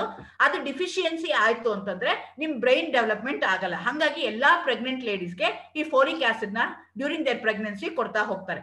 ಅದು ಏನಾಗಿದೆ ಅಂದ್ರೆ ಪೆಸ್ಟಿಸೈಡ್ ಏನ್ ಯೂಸ್ ಮಾಡಿದೀವಲ್ಲ, ಅದು ಸಾಯಿಲ್ ಒಳಗಡೆ ಹೋಗ್ಬಿಟ್ಟು ಅದು ಏನ್ ಮಾಡಿದೆ ಅಂತಂದ್ರೆ ಫೋಲಿಕ್ ಆಸಿಡ್ ಡಿಫಿಷಿಯನ್ಸಿನ ನಮ್ಗೆ ಕ್ರಿಯೇಟ್ ಮಾಡ್ತಾ ಇದೆ. ಸಾಯಿಲ್ ಏನಾಗಿದೆ, ಸಫಿಶಿಯಂಟ್ ಆಗಿಲ್ಲ, ಸಾಯಿಲ್ ಏನಾಗಿದೆ, ಫರ್ಟಿಲಿಟಿ ಕಳ್ಕೊಂಡ್ಬಿಟ್ಟಿದೆ. So folic acid deficiency may impact up to 5 generations later ಅಂತ ಹೇಳ್ತಾರೆ. ಸೊ ಫಾಲಿಕ್ ಆಸಿಡ್ ಕರೆಕ್ಟ್ ಆಗಿ ನಮ್ಗೆ ಸಿಗ್ಲಿಲ್ಲ ಡ್ಯೂರಿಂಗ್ ಪ್ರೆಗ್ನೆನ್ಸಿ ಅಂತಂದ್ರೆ ಆ ಜೀನ್ಸ್ ಏನಿದೆಯಲ್ಲ, ಆ ಕ್ರೋಮೋಸೋಮ್ಸ್ ಏನಿದೆಯಲ್ಲ, it will carry for another 5 generations ಅಂತ ಹೇಳ್ತಾರೆ. ಸೊ ಹಂಗಾಗಿ ನಾವು ಪೆಸ್ಟಿಸೈಡ್ ನ ಯೂಸ್ ಮಾಡ್ಬೇಕಾದ್ರೆ we have to be very very careful. So this are the few instances I am giving you during the green revolution ಗೆ ಯಾಕಾಯ್ತು, there was some problem, the solution was green revolution. So what was the problem with the green revolution? These are the problem with the green revolution. Agare idikene solution no. So again ಈಗ problem ಬಂದಿದೆ, ಈ cancer ಬಂದು ಸಾಯ್ತಾ ಇದ್ದಾರೆ, problem ಆಗಿದೆ. So is there any solution for this? Yes, there is a always choose hope. There is always a life is full of choices. ನಾನು ಮುಂಚೆ ಹೇಳ್ದಂಗೆ ಇರಕ್ಕಾಗಲ್ಲ, ಲೈಫ್ ಶುಡ್ ಗೋ ಆನ್, ಹೋಗ್ತಾನೆ ಇರ್ಬೇಕು. ಏನೋ ಪ್ರಾಬ್ಲಮ್ ಬಂದ್ರೆ ಪ್ರಾಬ್ಲಮ್ಗೆ ಸೊಲ್ಯೂಷನ್ ತಿಳ್ಕೋಬೇಕು, ಹೋಗ್ತಾ ಇರ್ಬೇಕು. Life is full of choices, always choose a hope. Is there any solution ಇದೆಯಾ ಅದಕ್ಕೆ? ಇದೆ. ಏನ್ ಸೊಲ್ಯೂಷನ್ ಅಂದ್ರೆ again we are going for organic farming. So ಹಳೆ ಗಂಡನ ಪಾದನೆ ಗತಿ ಅನ್ನೋಂಗೆನೆ ಈಗ ಎಲ್ಲರೂ ಏನ್ ಹೇಳ್ತಿದಾರೆ, ವಿಲ್ ಗೋ ಫಾರ್ ಆರ್ಗ್ಯಾನಿಕ್. ಯಾವ್ದು ಪೆಸ್ಟಿಸೈಡ್ಸ್ ಯೂಸ್ ಮಾಡೋದು ಬೇಡ, ಯಾವ್ದು ನಮ್ಗೆ ಈಲ್ಡ್ ಕಡಿಮೆ ಬಂದ್ರೂ ಪರವಾಗಿಲ್ಲ, ಆದ್ರೆ ನಾವು ಆರ್ಗ್ಯಾನಿಕ್ ಫಾರ್ಮಿಂಗ್ ಗೆ ಹೋಗೋಣ, ಕೊಟ್ಟಿಗೆ ಗೊಬ್ಬರನೇ ಯೂಸ್ ಮಾಡೋಣ, ಸಾಧ್ಯ ಆದಷ್ಟು ಕೆಮಿಕಲ್ ಫರ್ಟಿಲೈಸರ್ಸ್ ಯೂಸ್ ಮಾಡೋದು ಬೇಡ, ಸಾಧ್ಯ ಆದಷ್ಟು ಪೆಸ್ಟಿಸೈಡ್ಸ್ ನ ಯೂಸ್ ಮಾಡ್ದಲೆ ನೇಚರಲಿ ಅಂದ್ರೆ ತನ್ನಷ್ಟಕ್ಕೆ ತಾನೇ ನೇಚರ್ ಹೆಂಗ್ ಕೊಡ್ತಲ್ಲ ಆ ರೀತಿ ನಾವು ತಗೊಳಕ್ ಹೋಗೋಣ ಅಂತ ಎವ್ರಿಬಡಿ ಸ್ಟಾರ್ಟೆಡ್. ಅದಕ್ಕೆ ಈಗ ಆರ್ಗ್ಯಾನಿಕ್ ಫಾರ್ಮಿಂಗ್ ಅಂತ ಹೇಳ್ತಾ ಇದಾರೆ. It's A trend. ಏನು ಎಲ್ಲಾರು IT ಕಂಪ್ನಿಯವ್ರು ಇರೋರೆಲ್ಲಾನು ಈಗ ಲಾಕ್ಡೌನ್ ಆಗಿದೆ ಅಂದ ತಕ್ಷಣ ಏನು ಮಾಡಕ್ ಕೆಲಸ ಇಲ್ಲ ನಮ್ಗೆ ಅಂತ everybody what they did, everybody they went back to their villages and they started the organic farm. ಅದಕ್ಕಿಂತ ಮುಂಚೆ ಏನಾಗ್ತಿತ್ತು, ನೆಗೆಟಿವ್ ಇಂಪ್ಯಾಕ್ಟ್ ಏನು, ಗ್ರೀನ್ ರೆವಲ್ಯೂಷನ್ ಆಗಿರೋದಕ್ಕೋಸ್ಕರ ಮಲ್ಟಿಪಲ್ ಕ್ರಾಪಿಂಗ್ ಸಿಸ್ಟಮ್ ಮಾಡ್ಕೊಂಡ್ವಿ ನಾವು. ಸೊ ಅದರಿಂದ ಏನಾಯ್ತು, ನೀವು ಅಂದ್ರೆ ಟೆಕ್ನಾಲಜಿ ಯೂಸ್ ಮಾಡಿದ್ರಿ, ಹಂಗಾಗಿ ಏನಾಯ್ತು ಲಾಟ್ ಆಫ್ ಅನ್ಎಂಪ್ಲಾಯ್ಮೆಂಟ್. ಸೊ ಏನಾಯ್ತು, ಆ ಟ್ರ್ಯಾಕ್ಟರ್ 10 ಜನ ಮಾಡೋ ಕೆಲಸನ ಟ್ರ್ಯಾಕ್ಟರ್ ಏನ್ ಮಾಡುತ್ತೆ, ಒಂದೇ ಟ್ರ್ಯಾಕ್ಟರ್ ಮಾಡುತ್ತೆ. ಸೊ ಹಂಗಾಗಿ ಏನಾಯ್ತು, ಎಲ್ಲಾ ಕಡೆಗೆ ಅನ್ಎಂಪ್ಲಾಯ್ಮೆಂಟ್. ನಮ್ಗೆ ಏನ್ ಬೇಕೋ ಅದನ್ನೆಲ್ಲ ನಾವೇನ್ ಮಾಡ್ಕೊಂಡ್ವಿ, ಈಸಿಯಾಗಿ ಮಾಡ್ಕೊಂಡ್ವಿ.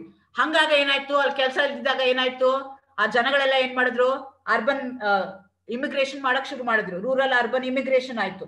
ಟ್ರೆಡಿಷನಲ್ ವೇ ಆಫ್ ಫಾರ್ಮಿಂಗ್ ಏನಾಯ್ತು, ಲಾಸ್ಟ್ ಆಯ್ತು, ಫುಲ್ ಕಂಪ್ಲೀಟ್ಲಿ ನಾವು ಕಳ್ಕೊಂಡ್ಬಿಟ್ವಿ. ನಮ್ಮ ಹತ್ರ ಅವ್ರು ಹೇಳೋ ಪ್ರಕಾರ ಎಷ್ಟು ಒಳ್ಳೊಳ್ಳೆ ಟೈಪ್ ಆಫ್ ಈಲ್ಡ್ ಇತ್ತು ನಮ್ಮ ಹತ್ರ, ಅಂದ್ರೆ ಸೀಡ್ಸ್ ಗಳಿತ್ತು, ಅದನ್ನೆಲ್ಲ ನಾವು ರೂಯಿನ್ ಮಾಡ್ಕೊಂಡ್ಬಿಟ್ಟಿದೀವಿ ಈಗ. ಅಥವಾ ಅದನ್ನ ಎಲ್ಲೋ ಒಂದ್ ಕಡೆ ಇದೆ ಅಂತ ನಾವು ತಗೊಂಬಂದ್ ಹಾಕಿದ್ರು ನಮ್ ಸಾಯಿಲ್ ಏನಿದೆಯಲ್ಲ ಅದು ಅಷ್ಟು ಫರ್ಟೈಲ್ ಆಗಿಲ್ಲ, ಅಷ್ಟು ನಾವು ಹಾಳು ಮಾಡ್ಬಿಟ್ಟಿದ್ವಿ. ಮತ್ತೆ ಇದು ರಿಪೇರಿ ಮಾಡ್ಕೊಳಕ್ಕೆ ಮತ್ತೆ it may take another 20 to 30 years ಅಂತ ಹೇಳ್ತಾರೆ. ಸೊ ಹಂಗಾಗಿ ಸಿಂಥೆಟಿಕ್ ಫರ್ಟಿಲೈಸರ್ಸ್ ಏನು ಯೂಸ್ ಮಾಡ್ತಾರೆ, ನ್ಯಾಚುರಲ್ ಆಗಿ ಮಾಡೋ ಅಂತದನ್ನ ನಾವು ಮಾಡ್ಕೊಳ್ತಾ ಹೋಗ್ಬೋದಾ ಅಂತ. ಓಕೆ, ಹಾಗಾದ್ರೆ ಯಾಕೆ ನಾವು ಆರ್ಗ್ಯಾನಿಕ್ ಫಾರ್ಮಿಂಗ್ ಹೋಗ್ಬೇಕು ಅಂದ್ರೆ, to restore our natural resources. As theme of this year's world environment day is we are going to restore our natural resources. So ಅದು ನ್ಯಾಚುರಲ್ ರಿಸೋರ್ಸಸ್ ಬೇಕು, ನಮ್ಮ ಎಕೋಸಿಸ್ಟಮ್ ಬೇಕು. ಸೊ ನಾನು ಹೇಳ್ದಂಗೆ each and every organism, even though it's a micro organism, single celled bacteria ಇರ್ಬೋದು, fungi ಇರ್ಬೋದು, ತುಂಬಾ ಚಿಕ್ಕ ಮೈಕ್ರೋ ಆರ್ಗ್ಯಾನಿಸಮ್ ಬೇಕು ಎಕೋಸಿಸ್ಟಮ್ ಅಲ್ಲಿ. ಬರೀ ದೊಡ್ಡದೊಂದು ಇದ್ರೆ ಸಾಕು ಆಗಲ್ಲ ಅಂತ ಸರ್ ಹೇಳ್ದಂಗೆ. ಎಲ್ಲೋ ಹುಳಿ ಇಲ್ಲ ಕಾಡಲ್ಲಿ ಅಂತಂದ್ರೆ ನಮ್ಮ ಮನೇಲಿ ನೀರ್ ಬರಲ್ಲ ಅಂದಂಗೆ everything is interrelated. So ಹಂಗಾಗಿ ನೀವ್ ಏನ್ ಮಾಡ್ಬೇಕು ಅಂದ್ರೆ, ಅದನ್ನ ರಿಸ್ಟೋರ್ ಮಾಡ್ಕೋಬೇಕು ಅಂದ್ರೆ we should go for organic farming. Safeguard our environment to obtain the pesticide free vegetable, fruits, spices and other commodities. Organic and ecological farming has been observed to be feasible in a long run in order to maintain the soil fertility, stability, crop yields and economy. So ಹಂಗಾಗಿ ನಾವೇನ್ ಮಾಡ್ಬೇಕಾಗತ್ತೆ, ಅದಕ್ಕೆ ಹೋಗ್ಬೇಕಾಗತ್ತೆ. Again ಈಗ organic farming ಅಂದ ತಕ್ಷಣ ಇದೇನು ಹೊಸದಲ್ಲ, ಹಳೆ ಕಾಲದ್ದೇನೆ. ಆಕ್ಚುಲಿ ಪಂಜಾಬ್ ಅಲ್ಲಿ ಏನ್ ಮಾಡ್ತಾರೆ ಅಂತಂದ್ರೆ, because they know the reason, ನಾವು ಪೆಸ್ಟಿಸೈಡ್ ಯೂಸ್ ಮಾಡೋದ್ರಿಂದ ನಮ್ಗೆ ಇಷ್ಟೆಲ್ಲ ಲಾಸ್ ಆಗಿದೆ ಅಂತ, ಆ ರೈತರು ಏನ್ ಮಾಡ್ತಾರೆ ಅಂದ್ರೆ 2 ತರ ಬೆಳೆ ಬೆಳ್ಕೊಳ್ತಾರಂತೆ. ಒಂದು ತಮ್ಮ ಮನೆಗೆ ಎಷ್ಟು ಬೇಕೋ ಅಷ್ಟೇ ಬೆಳ್ಕೊತಾರಂತೆ. ಅದಕ್ಕೆ ಏನ್ ಮಾಡ್ತಾರೆ ಅಂತಂದ್ರೆ, ಈ ಫರ್ಟಿಲೈಸರ್ಸ್ ಪೆಸ್ಟಿಸೈಡ್ಸ್ ಯಾವ್ದು ಯೂಸ್ ಮಾಡ್ಕೊಳ್ತಾರೆ, ಬರೀ ಆರ್ಗ್ಯಾನಿಕ್ ಫಾರ್ಮಿಂಗ್ ಮಾಡ್ಕೊಂಡು ತಮ್ಮ ಮನೆಗೆ ಎಷ್ಟು ಬೇಕೋ ಅಷ್ಟು ಮಾತ್ರ ಬೆಳ್ಕೊಳ್ತಾರಂತೆ, ಅದು ಅವ್ರು ಯೂಸ್ ಮಾಡ್ಕೊಳ್ತಾರಂತೆ. ಇದೆಲ್ಲ ಯೂಸ್ ಮಾಡಿರೋದು ಈಲ್ಡ್ ಜಾಸ್ತಿ ಕೊಡೋದನ್ನ ಮಾರ್ಕೆಟ್ಗೆ ಹಾಕ್ತಾರೆ, ಬೆಲೆ ಬರುತ್ತೆ ಅಂತ. ಓಪನ್ಲಿ ಇದನ್ನೆಲ್ಲ ಇಂಟರ್ವ್ಯೂಗಳಲ್ಲಿ ಎಲ್ಲ ಟಿವಿ ಚಾನೆಲ್ಗಳಲ್ಲೆಲ್ಲ ಬಂದಿದೆ. That's what they going to do it. So ನಾವು ಇದನ್ನ ಗ್ರೀಡಿನೆಸ್ ಆಫ್ ದಿ ಮ್ಯಾನ್ ಅಂತಾನೆ ಹೇಳ್ಬೇಕು. ಗೊತ್ತಿದೆ ಅದನ್ನ ಯೂಸ್ ಮಾಡಿದ್ರೆ ಇಷ್ಟೆಲ್ಲ ತೊಂದರೆ ಆಗತ್ತೆ ಅಂತ. Even then we are going to use it. So ಈಗ ಈ ಆರ್ಗ್ಯಾನಿಕ್ ಫಾರ್ಮಿಂಗ್ ಯಾಕೆ ಬೇಕು ಅಂದ್ರೆ, ಸಾಯಿಲ್ ಫರ್ಟಿಲಿಟಿನ ಇಂಪ್ರೂವ್ ಮಾಡಕ್ ಬೇಕು ನಮ್ಗೆ. ಸಾಯಿಲ್ ಎರೋಷನ್, ಸಾಯಿಲ್ ಸವಕಳಿ ಅಂತ ಏನ್ ಹೇಳ್ತಾರಲ್ಲ ಅದನ್ನ ತಡೆಯಕ್ ಬೇಕು. ಬಯೋಡೈವರ್ಸಿಟಿ ಇನ್ಕ್ರೀಸ್ ಮಾಡ್ಬೇಕು. ಈಚ್ ಅಂಡ್ ಎವ್ರಿ ಆರ್ಗ್ಯಾನಿಸಮ್ ನಮ್ ಬಯೋಸಿಸ್ಟಮ್ ಅಲ್ಲಿ ಇರಬೇಕು. ಕಾರ್ಬನ್ ಡೈಆಕ್ಸೈಡ್ ಎಮಿಷನ್ ನ ಕಡಿಮೆ ಮಾಡಕ್ ಬೇಕು. ವಾಟರ್ ಪೊಲ್ಯೂಷನ್ ನ ಕಡಿಮೆ ಮಾಡ್ಬೇಕು ನಾವು. ಆಮೇಲೆ ಎನರ್ಜಿ ಕನ್ಸಂಪ್ಷನ್ ಕಡಿಮೆ ಮಾಡ್ಬೇಕು. ಇದೆಲ್ಲ ಯಾವ್ದ್ರಿಂದ ಆಗತ್ತೆ ಅಂದ್ರೆ ಆರ್ಗ್ಯಾನಿಕ್ ಫಾರ್ಮಿಂಗ್ ಇಂದ ನಿಮ್ಗೆ ಆಗ್ತಾ ಹೋಗುತ್ತೆ. ಸೊ ಹಂಗಾಗಿ ನೀವೇನ್ ಮಾಡ್ಬೇಕು, ಆರ್ಗ್ಯಾನಿಕ್ ಫಾರ್ಮಿಂಗ್ ಹೋಗ್ಬೇಕು. ಓಕೆ, ಈಗ ನಾನು ರೈತ ಅಲ್ಲ, ನಾನೇನ್ ಬೆಳೆಯಲ್ಲ, ನನ್ಗೇನಕ್ಕೆ ಹೇಳ್ತಾ ಇದ್ದೀರಾ ಇದು ನಾನು ಹೆಂಗ್ ಕಾಂಟ್ರಿಬ್ಯೂಟ್ ಮಾಡಕ್ ಆಗತ್ತೆ ಅಂತ. ಸೊ ನಾವ್ ಹೆಂಗ್ ಕಾಂಟ್ರಿಬ್ಯೂಟ್ ಮಾಡಕ್ ಆಗತ್ತೆ ಅಂದ್ರೆ, ಯಾರೋ ಒಬ್ರು ಆರ್ಗ್ಯಾನಿಕ್ ಅಲ್ಲಿ ಏನೋ ಬೆಳೀತಾ ಇದಾರೆ ಅಂತಂದ್ರೆ ಸ್ವಲ್ಪ ಕಾಸ್ಟ್ಲಿ ಇರುತ್ತದು, ಈಲ್ಡ್ ಕಡಿಮೆ ಬರುತ್ತೆ. ಜೊತೆಗೆ ಏನು ಅಂದ್ರೆ ಅವನು ತಂದೆ ಇರುವಂತದ್ದು ಕೊಟ್ಟಿಗೆ ಗೊಬ್ಬರನೋ ಅಥವಾ ಪೆಸ್ಟಿಸೈಡ್ ಯೂಸ್ ಮಾಡ್ದಲೇ, ಫರ್ಟಿಲೈಸರ್ ಯೂಸ್ ಮಾಡ್ದಲೇ ಬೆಳೀತಿರ್ತಾನೆ, ಈಲ್ಡ್ ಕಡಿಮೆ ಬರ್ತಾ ಇರುತ್ತೆ. ಹಂಗಾಗಿ ಅವ್ನು ಸ್ವಲ್ಪ ಬೆಲೆ ಜಾಸ್ತಿ ಇಟ್ಟಿರ್ತಾನೆ. ನಾವು ಆರ್ಗ್ಯಾನಿಕ್ ಅಂದ ತಕ್ಷಣ, ಬೆಲೆ ಜಾಸ್ತಿ ಅಂದ ತಕ್ಷಣ ಏನ್ ಮಾಡ್ತೀವಿ, ವಿಲ್ ಥಿಂಕ್ ಯಾವ ನಿಜವಾಗೂ ಆರ್ಗ್ಯಾನಿಕ್ ಆಗಿ ಬೆಳೆದಿದಾನ ಇಲ್ವಾ ಅಂತ ಹೇಳ್ತೀವಿ. ಹಂಗಾಗಿ ಅವನ್ನ ಸಪೋರ್ಟ್ ಮಾಡ್ಬೇಕು. ಅವ್ನ್ ಮತ್ತೆ ಬೆಳಿಬೇಕು ಆ ರೈತ ಅಂತಂದ್ರೆ, ಅದು ಸಸ್ಟೈನಬಲ್ ಆಗ್ಬೇಕು, ಆ ಇಂಡಸ್ಟ್ರಿನೂ ಬೆಳಿಬೇಕು ಅಂತಂದ್ರೆ ನಾವೇನ್ ಮಾಡ್ಬೇಕು ಅಂದ್ರೆ, ಈ ಆರ್ಗ್ಯಾನಿಕ್ ಫುಡ್ ಸ್ವಲ್ಪ ಜಾಸ್ತಿ ಆದ್ರೂ, ಅದೇ ಹೇಳ್ತಾರಲ್ಲ 1 kg ತಗೊಳ್ಳೋ ಕಡೆಗೆ ನೀವು 1/4 kg ತಗೊಂಡ್ರು ಸಾಕಾಗತ್ತೆ. ನಿಮ್ಗೆ ಅಲ್ಲಿ 1 kg ನಲ್ಲಿ ಏನ್ ಸಿಗುತ್ತಲ್ಲ ನ್ಯೂಟ್ರಿಯೆಂಟ್ಸು, ಎನರ್ಜಿ ಏನಿದೆಯಲ್ಲ, ಅದು ನಿಮ್ಗೆ ಇಲ್ಲಿ 1/4 kg ನಲ್ಲಿ ಸಿಗುತ್ತೆ. ನಮ್ಗೆ 1 kg ತಗೊಳಕ್ಕೆ ಆಗಲ್ಲ ಅಂದ್ರೆ ಅಟ್ಲೀಸ್ಟ್ 1/4 kg ತಗೊಂಡು ಆ ರೈತ ಯಾರು ಆರ್ಗ್ಯಾನಿಕ್ ಸಸ್ಟೈನಬಲ್ ಇದು ಆರ್ಗ್ಯಾನಿಕ್ ಫಾರ್ಮಿಂಗ್ ಮಾಡ್ತಾ ಇದ್ದಾನೆ ಅವನಿಗೆ ನಾವೇನ್ ಮಾಡ್ಬೇಕಾಗತ್ತೆ, ಸಪೋರ್ಟ್ ಮಾಡ್ಬೇಕಾಗತ್ತೆ. ಸಾಧ್ಯ ಆದಷ್ಟು ನಾವು ಫುಡ್ ನ ವೇಸ್ಟ್ ಮಾಡಬಾರ್ದು. ವೇಸ್ಟ್ ಮಾಡಂಗಿದ್ರು ಅದನ್ನ ನಾವೇನ್ ಮಾಡ್ಬೇಕಾಗತ್ತೆ, ಕಾಂಪೋಸ್ಟ್ ತರ ನಾವು ಯೂಸ್ ಮಾಡ್ಬೇಕಾಗತ್ತೆ. ಹಾಗಾದ್ರೆ ಇದ್ರಲ್ಲಿ ಏನು ಪ್ರಾಬ್ಲಮ್ ಇಲ್ವಾ? ಆರ್ಗ್ಯಾನಿಕ್ ಫಾರ್ಮಿಂಗ್ ಯಾಕೆ ಎಲ್ಲರೂ ಹೋಗ್ತಾ ಇಲ್ಲ, ಇಷ್ಟೆಲ್ಲ ಗೊತ್ತಿದ್ರು ಯಾಕೆ ಹೋಗ್ತಾ ಇಲ್ಲ ಅಂದ್ರೆ ಅದು ಸ್ಲೋ ಇದೆ, ನಿಧಾನ ಆಗುತ್ತೆ. ಮುಂಚೆ ಅವ್ರಂಗೆ 2-3 ಬೆಳೆ ಬೆಳೆಯಕ್ಕಾಗಲ್ಲ, ವರ್ಷಕ್ಕೆ ಒಂದೇ ಬೆಳೆ ಬೆಳೆಯಕ್ಕಾಗದ್ದು ಸ್ಲೋ ಆಗುತ್ತೆ, ಪ್ರೊಡಕ್ಟಿವಿಟಿ ಕಡಿಮೆ ಆಗುತ್ತೆ.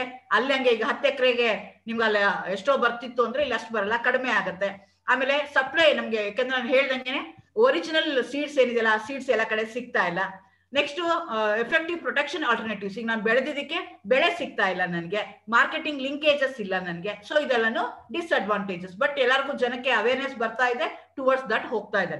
So ray of hope, Sikkim ನೀವು ಕೇಳಿರ್ಬೋದು. ಆ ಸಿಕ್ಕಿಂ ಏನಾಗಿದೆ ಅಂದ್ರೆ ಸಣ್ಣ ಸ್ಟೇಟ್, ಅದು ಕಂಪ್ಲೀಟ್ಲಿ ಆರ್ಗ್ಯಾನಿಕ್ ಆಗಿದೆ.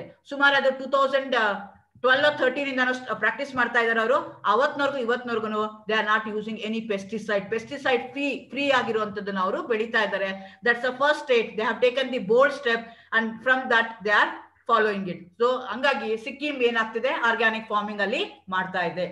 So we have to win together. ಎಲ್ಲರೂ ಒಟ್ಟಿಗೆ ಸೇರ್ಬೇಕಿದೆ. ಯಾರ್ದೋ ಒಬ್ರದ್ದು ಎನ್ವೈರನ್ಮೆಂಟ್ ರಿಸ್ಟೋರ್ ಮಾಡೋ ಅಂತದ್ದು, ಅವ್ನು ಮಾಡ್ತಾನೆ ಬಿಡು ಅವ್ನಿಗೆ ಆಗುತ್ತೆ ಅಂತಲ್ಲ. Each and everybody should have their hands together. ಎಲ್ಲರೂ ಒಬ್ರಿಗೊಬ್ರು ಕೈ ಸೇರಿಸಬೇಕು. ಎಲ್ಲರೂ ಕೈ ಸೇರಿಸಿದಾಗ ಅಷ್ಟೇ. ಯಾಕೆಂದ್ರೆ environment is not somebody's property, it is everybody's properties. ಅದಕ್ಕೆ ಹೇಳ್ತಾರೆ ಈ ಎನ್ವೈರನ್ಮೆಂಟ್ ಅನ್ನೋದು ಏನಿದೆಯಲ್ಲ ಅದು ನಮ್ಗೆ ಪಿತ್ರಾರ್ಜಿತ ಆಸ್ತಿ. ಪಿತ್ರಾರ್ಜಿತ ಆಸ್ತಿ ಅಂದ್ರೆ ಏನು, ತಾತನಿಂದ ಬಂದಿರುವಂತದ್ದು ಮೊಮ್ಮಗನಿಗೆ. ಅದರಲ್ಲಿ ತಂದೆದು ಯಾವುದೇ ರೀತಿ ಪಾತ್ರ ಇರಲ್ಲ. ತಂದೆ ಏನ್ ಮಾಡ್ಬೋದು, ಇನ್ ಸ್ವಲ್ಪ ಬೆಳೆಸ್ಬೋದು, ಆದ್ರೆ ಅದನ್ನ ಮೊಮ್ಮಗನಿಗೆ ಕೊಡ್ಬೇಕು ಅಂತ ಇರುತ್ತೆ. ಹಂಗೆ ಈ ಎನ್ವೈರನ್ಮೆಂಟ್ ಏನಿದೆಯಲ್ಲ ಅದು ಪಿತ್ರಾರ್ಜಿತ ಆಸ್ತಿ. ನಮ್ಗೆ ನಮ್ ತಂದೆ ದುಡ್ದಿದ್ದಲ್ಲ ಅಥವಾ ನಾನ್ ದುಡ್ದಿದ್ದಲ್ಲ, ಅದು ನಮ್ ತಾತ ದುಡ್ದಿರೋದು. ಹಂಗಾಗಿ ಅದನ್ನ ಏನ್ ಮಾಡ್ಬೇಕು, ನಾನು ನೆಕ್ಸ್ಟ್ ಜನರೇಷನ್ಗೆ ನಾನು ಅದನ್ನ ಉಳಿಸ್ಕೊಡ್ಬೇಕು ಅಥವಾ ಬೆಳೆಸ್ಬೇಕು. ಬೆಳೆಸಕ್ ಆಗ್ಲಿಲ್ಲ ಅಂದ್ರೆ ಅದನ್ನೇನ್ ಮಾಡ್ಬೇಕು, ಉಳಿಸಿ ನಾನು ಕೊಟ್ಟು ಹೋಗ್ಬೇಕಾಗತ್ತೆ. ಸೊ ಹಂಗಾಗಿ ಎನ್ವೈರನ್ಮೆಂಟ್ ಇಸ್ ಆನ್ಸಿಸ್ಟ್ರಲ್ ಪ್ರಾಪರ್ಟಿ. ಅದನ್ನ ಹಂಗೆ ಕ್ಯಾರಿ ಮಾಡ್ಬೇಕು. ನಾನೇ ದುಡ್ದಿದ್ದಾದ್ರೆ ನಾನು ಹೆಂಗ್ ಬೇಕಾದ್ರೂ ಉಡಾಯಿಸ್ಬೋದು. ನನಗೆ ಯಾರು ಕೇಳಕ್ಕೆ ನಾ ದುಡ್ದಿದ್ದು ನಾನು ಏನ್ ಬೇಕಾದ್ರೂ ಮಾಡ್ಕೊಳ್ತೀನಿ ಅಂತ. ಇದು ನೀವು ದುಡ್ದಿರೋದಲ್ಲ, ನಿಮ್ಗೆ ನೇಚರ್ ಕೊಟ್ಟಿರುವಂತದ್ದು. ಹಂಗಾಗಿ ನೇಚರ್ನ ನೀವ್ ಏನ್ ಮಾಡ್ಬೇಕಾಗತ್ತೆ, ಪ್ರೊಟೆಕ್ಟ್ ಮಾಡಿ ನೆಕ್ಸ್ಟ್ ಜನರೇಷನ್ ಕೊಡ್ಬೇಕು. ನಮ್ಮ ಹಿಂದಿನವರು ಹಂಗೆ ಯೋಚನೆ ಮಾಡಿದ್ರೆ, ಎಲ್ಲ ಮರಗಳೇ ಬೇಡ ಅಂತ ಹೇಳಿ ಎಲ್ಲಾರು ಬಿಲ್ಡಿಂಗ್ಗೆ ಕಟ್ಬಿಟ್ಟಿದ್ರೆ ನಮ್ಗೆ ಇಲ್ಲಿ ಗಾಳಿ ಆಡಕ್ಕೆ ಉಸಿರಾಡಕ್ಕೆ ನಾವು ಬದುಕಕ್ಕೆ ಆಗ್ತಿರ್ಲಿಲ್ಲ. ಸೊ ಈಗ ಯಾರೋ ಒಬ್ಬ ಮಾವಿನ ಮರ ನೆಡ್ತಾನೆ ಅಂತಂದ್ರೆ ಅವ್ನ್ ತಿನ್ಬೋದು. ಅವ್ನ ಜೀವಿತ ಕಾಲದಲ್ಲಿ ಅವ್ನ್ ಗಿಡ ಬಂದು ಬೆಳೆ ಬಂದು ಹಣ್ಣು ಬಂದ್ರು ಬರ್ಬೋದು, ಬರ್ದಲ್ಲೇ ಇರ್ಬೋದು. ಆದ್ರೆ ಯಾರೋ ಒಬ್ರು ತಿಂತಾರೆ ಅಂತ ಹಾಕ್ತಾರಲ್ಲ, ಅದು ಕರೆಕ್ಟ್ ಆಗಿ ಪ್ರೊಟೆಕ್ಷನ್ ಮಾಡುವಂಥದ್ದು. ಸೊ ಆ ರೀತಿಯಾಗಿ ನಾವು ಮಾಡ್ಬೇಕು. Each and everybody should have our holds together and we are going to support it. So follow the organic farming, save earth, ecosystem restoration. ಈ ವರ್ಷದ ಥೀಮ್ ಅದನ್ನೇ ಹೇಳಿದ್ದಾರೆ. ಹಂಗಾಗಿ everybody should support and we are going to do this. The World Environment Day, may our surrounds remain clean, may the flower flourish and bloom ಅಂತ ಹೇಳ್ತಾ ಇದ್ದಾರೆ. Thank you.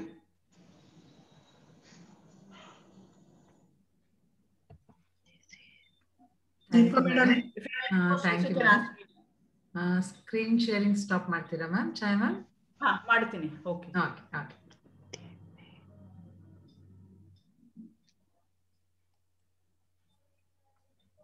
What A beautiful lecture session ಅಲ್ವಾ madam? ಎಲ್ಲಿಂದ green revolution, ಹಸಿರು ಕ್ರಾಂತಿ, ಅಲ್ಲಿಂದ ಪ್ರಾರಂಭ ಮಾಡಿ ನೈಸರ್ಗಿಕ ಸಂಪತ್ತಿನ ಅವನತಿ ಹೇಗ್ ಆಗ್ತಾ ಇದೆ ನಮ್ಮಲ್ಲಿ ಇವತ್ತು ಅಂದ್ರೆ ನ್ಯಾಚುರಲ್ ಕ್ಯಾಪಿಟಲ್ ಡಿಗ್ರೇಡೇಷನ್, ಕೀಟನಾಶಕಗಳಿಂದ ಆಗ್ತಾ ಇರುವಂತಹ ಒಂದು ಅಪಾಯ ಏನಿದೆ ಅನ್ನೋದನ್ನ ಹೇಳ್ತಾ, ವಾಣಿಜ್ಯ ಬೆಳೆಗಳನ್ನ ಯಾಕೆ ನಾವು ಬೆಳೆಯೋದಕ್ಕೆ ಪ್ರಾರಂಭ ಮಾಡಿದ್ವಿ, ದಿ ಕಮರ್ಷಿಯಲ್ ಪ್ರಾಡಕ್ಟ್ಸ್ ಅದರ ಸಾಧಕ ಬಾಧಕಗಳು ಏನು ಅನ್ನೋದನ್ನ ತಿಳಿಸಿದ್ದೆ ಅಲ್ಲದೆ, ಜೀವ ವೈವಿಧ್ಯ ಯಾಕೆ ಇವತ್ತು ನಷ್ಟ ಆಗ್ತಾ ಇದೆ, ಅದನ್ನ ಯಾಕೆ ನಾವು ಮೇಂಟೈನ್ ಮಾಡ್ಕೊಳ್ಬೇಕು ಅನ್ನೋಂಥದ್ದನ್ನೆಲ್ಲ ಮೇಡಮ್ ತುಂಬಾ ಸವಿಸ್ತಾರವಾಗಿ ಬಹಳ ಚೆನ್ನಾಗಿ ಹೇಳ್ತಾ ಬಂದ್ರು. ಹಾಗೇನೇನೆ ಸಾವಯವ ಕೃಷಿ ಕಡೆಗೆ ನಾವು ಇವತ್ತು ಯಾಕೆ ಇಷ್ಟೊಂದು ಒಲವನ್ನ ತೋರಿಸ್ತಾ ಇದೀವಿ, ಆ ತೋರಿಸ್ತಾ ಇರೋದ್ರಲ್ಲಿ ಕೂಡ ನಾವು ಯಾಕೆ ಅದರ ಒಂದು ಡಿಮೆರಿಟ್ಸ್ ಅನ್ನ ಜಾಸ್ತಿ ಕೌಂಟ್ ಮಾಡ್ತಾ ಇದೀವಿ, why are we not thinking about merits of the organic farming ಅನ್ನೋದನ್ನ ನಮ್ಗೆ ಮೇಡಮ್ ಬಹಳ ಚೆನ್ನಾಗಿ ತಿಳಿಸ್ಕೊಟ್ರು. Ma'am, we are very thankful for your beautiful lecture session. ಇದು ನೀವು ಆಗ್ಲೇ ಒಂದು ಕ್ಯಾನ್ಸರ್ದು ಹೇಳಿದ್ರಲ್ಲ, ಅದು ಆಕ್ಚುಲಿ ಒಂದು ಇರಾದಾ ಅಂತ ಒಂದು ಹಿಂದಿ ಮೂವಿ ಇದೆ, ರಿವರ್ಸ್ ಬೋರಿಂಗ್ ಅನ್ನೋ ಒಂದು ಕಾನ್ಸೆಪ್ಟ್ ಕೂಡ ಹೇಳಿದ್ದಾರೆ. Dear students, all of you can watch that movie. ನಿಜವಾಗ್ಲೂ ನಮ್ಗೆ ಯಾವ ರೀತಿಯಾಗಿ ಏನೆಲ್ಲ ನಡೆಯುತ್ತೆ ಅನ್ನುವಂಥದ್ದು ತಿಳ್ಕೊಳ್ಬೇಕು ಅಂತ ಹೇಳಿದ್ರೆ, certain things you have to be aware every now and then. Thank you madam. ಈಗ ಸ್ಟೂಡೆಂಟ್ಸ್ BVK ಸರ್ ಮತ್ತೆ ಮೇಡಮ್ ಹತ್ರ ಏನಾದ್ರು ಸಂವಾದ ಮಾಡೋದಿದ್ರೆ ಮಾಡೋದಕ್ಕೆ 1-2 ನಿಮಿಷ ಅವಕಾಶ ಮಾಡಿಕೊಡ್ತೀವಿ. ಆ ನಂತರದಲ್ಲಿ ಪ್ರಾಂಶುಪಾಲರ ಒಂದು ಅಧ್ಯಕ್ಷೀಯ ನುಡಿ ಇರುತ್ತೆ. ಪ್ರಾಂಶುಪಾಲರ ಅಧ್ಯಕ್ಷೀಯ ನುಡಿ ಆದ ನಂತರದಲ್ಲಿ ಎಲ್ಲರೂ ಸ್ಕ್ರೀನ್ ಫೋಟೋ ಸೆಷನ್ ಇರುತ್ತೆ. ಒಂದು 3 minutes to 2 minutes stand still ಎಲ್ಲ ಆಗ್ಬೇಕಾಗತ್ತೆ. ಸೊ ಯಾರಾದ್ರೂ ಸ್ಟೂಡೆಂಟ್ಸ್ ಇಂಟ್ರಾಕ್ಷನ್ ಮಾಡ್ಬೇಕು ಅಂತ ಹೇಳಿದ್ರೆ ಮೇಡಮ್ ಜೊತೆ ಮತ್ತೆ ಸರ್ ಜೊತೆ session is open for you. Dear students, Shobha ma'am, ಯಾರಾದ್ರೂ ಸ್ಟೂಡೆಂಟ್ಸ್ ಯಾರಾದ್ರೂ ಸ್ಟೂಡೆಂಟ್ಸ್ ಏನಾದ್ರು ಕೇಳ್ಬೇಕು ಮೇಡಮ್ ಹತ್ರ ಸರ್ ಹತ್ರ ಅಂತ ಇದ್ರೆ ನೀವು ಮೈಕ್ ಅನ್ನ ಆನ್ ಮಾಡ್ಕೊಂಡು ಕೇಳ್ಬಹುದು. 1 more minute time we will give. ಕೇಳಬಹುದು ಅಥವಾ ಚಾಟ್ ಬಾಕ್ಸ್ ಅಲ್ಲಿ ಸ್ಟೂಡೆಂಟ್ಸ್ ಎಷ್ಟೇ ಇಲ್ಲ ಅಂದ್ರೆ ಕೂಡ ಬೇರೆ ಯಾರಾದ್ರೂ ಫ್ಯಾಕಲ್ಟಿ ಅವರು ಕೂಡ ಏನಾದ್ರು ಕೇಳೋ ಹಾಗಿದ್ರೆ ಕೇಳ್ಬೋದು. 1 or 2 minutes we will have a lecture session, discussion session.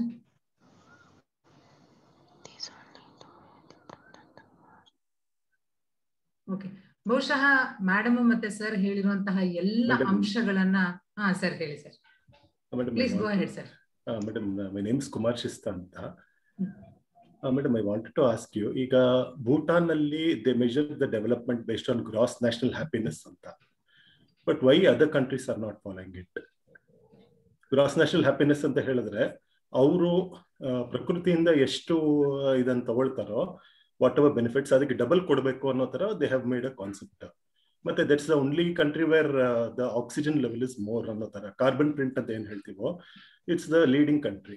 But why others are concentrating on GDP ಮತ್ತೆ ಬೇರೆ ಡೊಮೆಸ್ಟಿಕ್ ಪ್ರಾಡಕ್ಟ್ ಆಗಲಿ ಅಥವಾ ನ್ಯಾಷನಲ್ ಇನ್ಕಮ್ ಅದ್ರ ಕಡೆ ಕೊಟ್ಟು ಅದೇ ಡೆವಲಪ್ಮೆಂಟ್ ಅಂತ ಯಾಕೆ ಹೇಳ್ತಾ ಇದೆ? Why not we follow the Bhutan model? Actually ಇದೆಲ್ಲ ಪೊಲಿಟಿಕಲಿ ಮೋಟಿವೇಟೆಡ್ ಇರ್ತೇವೆ ಸರ್.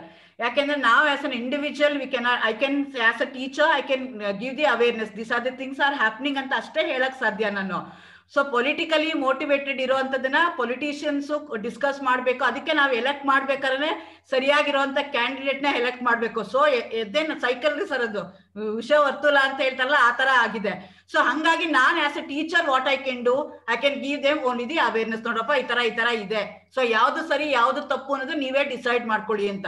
ಸೊ ನಾವು ಗೌರ್ಮೆಂಟ್ ಮಾಡ್ಲಿ ಇನ್ನೊಬ್ರು ಮಾಡ್ಲಿ ಅಂತ ಕಾಯೋದ್ ಬೇಡ. ಈಗ ನಂತರ ಜಮೀನ್ ಇದ್ರೆ ನಾನು ಸಾಧ್ಯ ಆದಷ್ಟು ಆರ್ಗ್ಯಾನಿಕ್ ಫಾರ್ಮಿಂಗ್ ಮಾಡಕ್ ಟ್ರೈ ಮಾಡೋಣ, ಅಥವಾ ನಮ್ಮ ಮನೇಲಿ ಇರುವಂತ ಕಸನ ಕಾಂಪೋಸ್ಟ್ ಮಾಡ್ಕೊಂಡು ನಾನು ಒಂದು ಡಬ್ಬದಲ್ಲೋ ಗಿಡದಲ್ಲೋ ಪಾಟಲ್ಲೋ ನನ್ ಗಿಡ ಬೆಳೆಸ್ಕೊಳ್ಳೋಣ.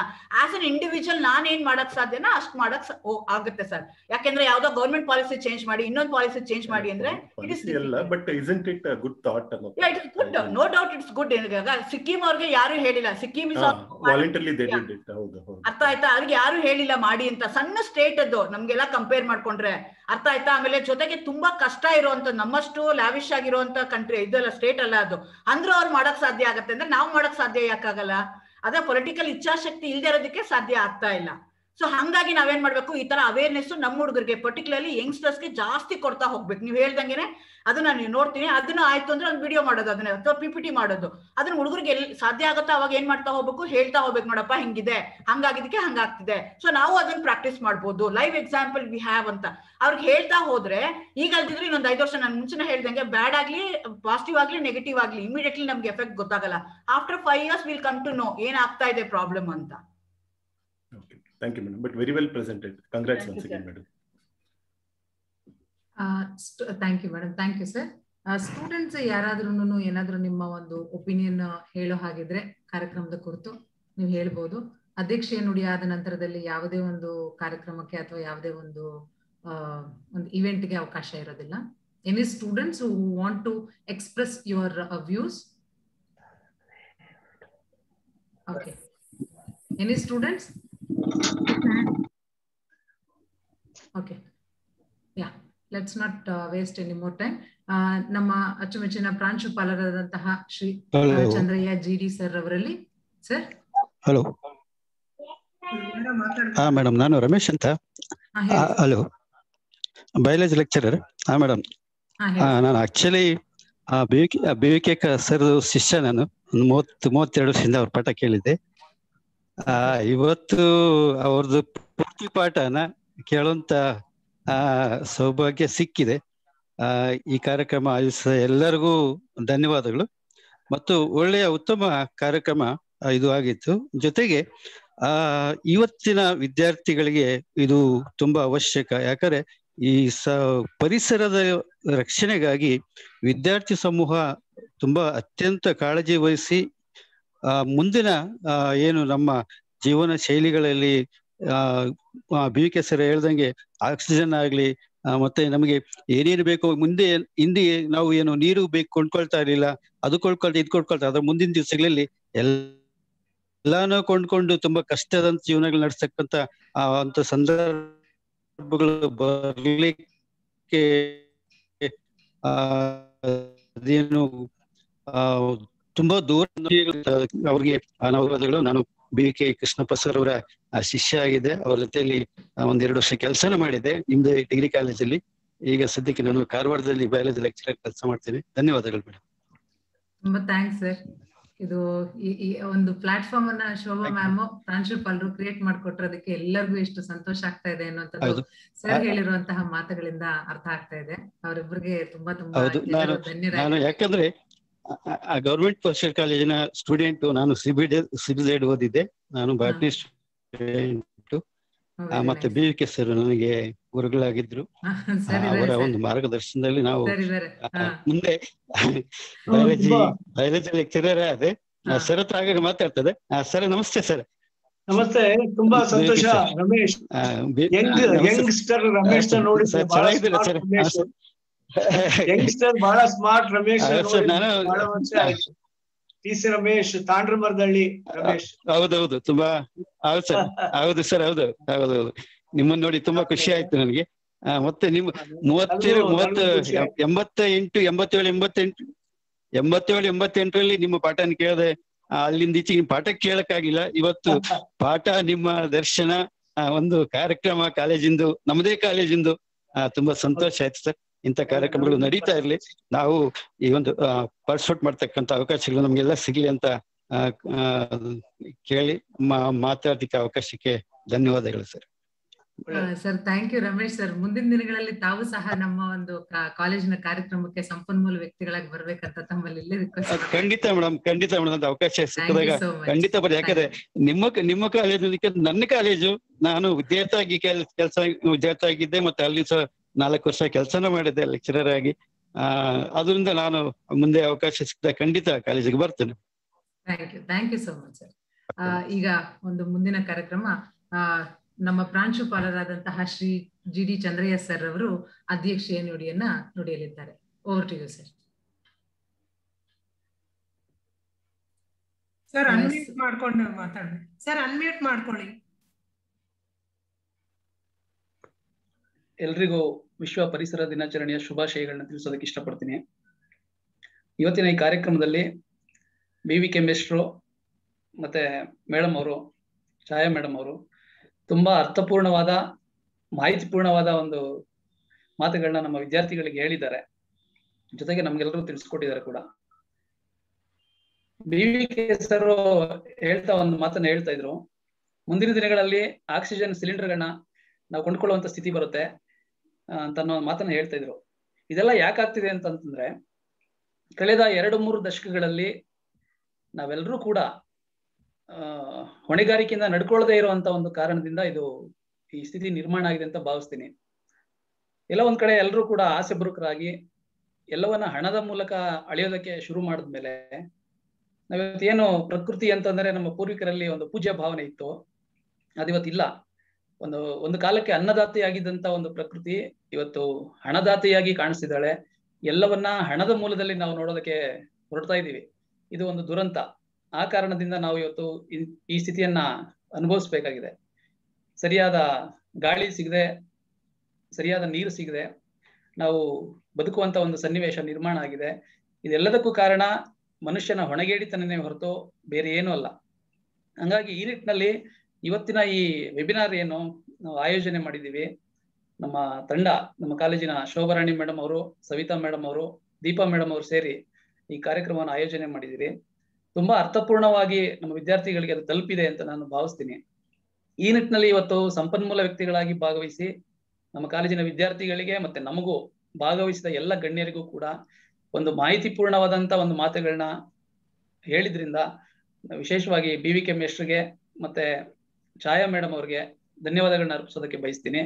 ಹಾಗೆ ಈ ಕಾರ್ಯಕ್ರಮದಲ್ಲಿ ಭಾಗವಹಿಸಿದಂತ ನಮ್ಮ ಕಾಲೇಜಿನ ಎಲ್ಲ ಬೋಧಕೇತರ ಸಿಬ್ಬಂದಿಗೆ ಮತ್ತೆ ಈ ಕಾರ್ಯಕ್ರಮದಲ್ಲಿ ಭಾಗವಹಿಸಿರುವಂತ ಎಲ್ಲ ಗಣ್ಯರಿಗೆ ನಾನು ಧನ್ಯವಾದಗಳನ್ನ ಅರ್ಪಿಸ್ತಾ, ಮುಂದಿನ ದಿನಗಳಲ್ಲಿ ಮುಂದಿನ ಪೀಳಿಗೆಗೆ ನಾವು ಸ್ವಚ್ಛವಾದ ಗಾಳಿ, ಸ್ವಚ್ಛವಾದ ನೀರು ಕೊಡ್ಬೇಕಂತಂದ್ರೆ ನಾವು ಜಾಗೃತರಾಗಬೇಕಾಗಿದೆ. ಈ ನಿಟ್ಟಿನಲ್ಲಿ ನಾವೆಲ್ಲ ಜಾಗೃತರಾಗಿ ಕೆಲಸ ಮಾಡೋಣ ಅಂತ ಭಾವಿಸ್ತಾ ಎಲ್ರಿಗೂ ಕೂಡ ಮತ್ತೊಮ್ಮೆ ವಿಶ್ವ ಪರಿಸರ ದಿನಾಚರಣೆ ಶುಭಾಶಯಗಳನ್ನ ಹೇಳ್ತೀನಿ. ನಮಸ್ಕಾರ. Thank you sir. ಈಗ ಎಲ್ಲರೂ ಕ್ಯಾಮ್ರಾವನ್ನ ಆನ್ ಮಾಡ್ಕೊಳ್ಳಿ. ಹಾಗೆ ನಾನು ಸವಿತಾ ಮೇಡಮ್ ರಲ್ಲಿ ರಿಕ್ವೆಸ್ಟ್ ಮಾಡ್ಕೊಳ್ತೇನೆ, ಚಾಟ್ ಬಾಕ್ಸ್ ನಲ್ಲಿ ಫೀಡ್ಬ್ಯಾಕ್ ಫಾರ್ಮ್ ಅನ್ನ ಹಾಕಿ ಮ್ಯಾಮ್. ಆಮೇಲೆ ಮತ್ತೆ ಹಾಗೇನೆ ಯೂಟ್ಯೂಬ್ ಚಾನಲ್ ಅಲ್ಲಿ ಕೂಡ ನಾನು ಫೀಡ್ಬ್ಯಾಕ್ ಫಾರ್ಮ್ ಅನ್ನ ಹಾಕಿದ್ದೆ. ಅದಲ್ಲಿ ಸ್ಟೂಡೆಂಟ್ಸ್ಗೆ ಮತ್ತೆ ಪಾರ್ಟಿಸಿಪೆಂಟ್ಸ್ಗೆ ಫಿಲ್ ಮಾಡ್ಲಿಕ್ಕೆ ಅನುಕೂಲ ಆಗುತ್ತೆ. ಸರ್ಟಿಫಿಕೇಟ್ ಅವೈಲಬಿಲಿಟಿ ಆಗಬೇಕು ಅಂತ ಹೇಳಿದ್ರೆ ದಯವಿಟ್ಟು ಎಲ್ಲರೂ ಫೀಡ್ಬ್ಯಾಕ್ ಫಾರ್ಮ್ ಅನ್ನ ಫಿಲ್ ಮಾಡಿ ಸಬ್ಮಿಟ್ ಮಾಡಬೇಕು ಅಂತ ಹೇಳಿ ಎಲ್ಲರಲ್ಲೂ ರಿಕ್ವೆಸ್ಟ್. ಎಲ್ಲರೂ ಕ್ಯಾಮರಾವನ್ನ ಆನ್ ಮಾಡ್ಕೊಳ್ಳಿ ಅಂತ request ಮಾಡ್ಕೊಳ್ತೇವೆ.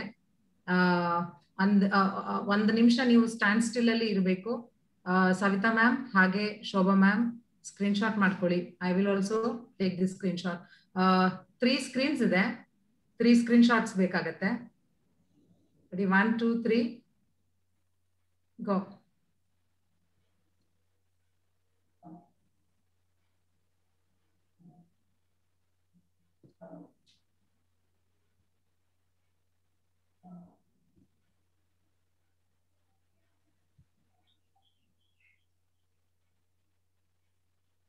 Ma'am, is it done?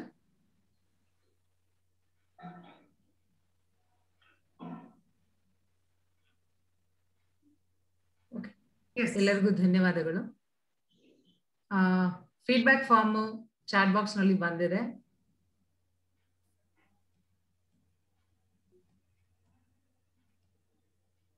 Savita ma'am feedback form chat box ನಲ್ಲಿ ಹಾಕಿ. ಯೂಟ್ಯೂಬ್ ಚಾನಲ್ ಅಲ್ಲಿ ಕೂಡ ಹಾಕಿದ್ರೆ I think they will be able to fill it. Ma'am chat box ಅಲ್ಲಿ ಹಾಕಿದೀವಿ, ನಾನು ಅದನ್ನ ಯೂಟ್ಯೂಬ್ ಅಲ್ಲಿ ಹಾಕ್ತೀನಿ. ಫೀಡ್ಬ್ಯಾಕ್ ಫಾರ್ಮ್ ವಾಟ್ಸ್ಆಪ್ ಗ್ರೂಪ್ ನಲ್ಲಿ ನಿಮ್ಗೆ ಫೀಡ್ಬ್ಯಾಕ್ ಅನ್ನ ಕಳಿಸ್ತೀವಿ. ಯೂಟ್ಯೂಬ್ ನಲ್ಲಿ ಯಾರು ನೋಡ್ತಾ ಇದ್ದೀರಿ ಅವರೆಲ್ಲರೂ ಸವಿತಾ ಮ್ಯಾಮ್ ಈಗ ಯೂಟ್ಯೂಬ್ ಚಾನಲ್ ನಲ್ಲಿ ಫೀಡ್ಬ್ಯಾಕ್ ಫಾರ್ಮ್ ಅನ್ನ ಹಾಕ್ತಾರೆ. ದಯವಿಟ್ಟು ಎಲ್ಲರೂ ಅದನ್ನ ಫಿಲ್ ಮಾಡಿ. You will be given little time for to fill the form. ಅಥವಾ ನೀವು ಅದನ್ನ ಸೇವ್ ಮಾಡ್ಕೊಂಡ್ಬಿಟ್ಟು ಆ ನಂತರದಲ್ಲಿ ನೀವು ಅದನ್ನ ಫಿಲ್ ಮಾಡಬಹುದು ಯೂಟ್ಯೂಬ್ ಚಾನಲ್ ಅಲ್ಲಿ ಇರೋರು.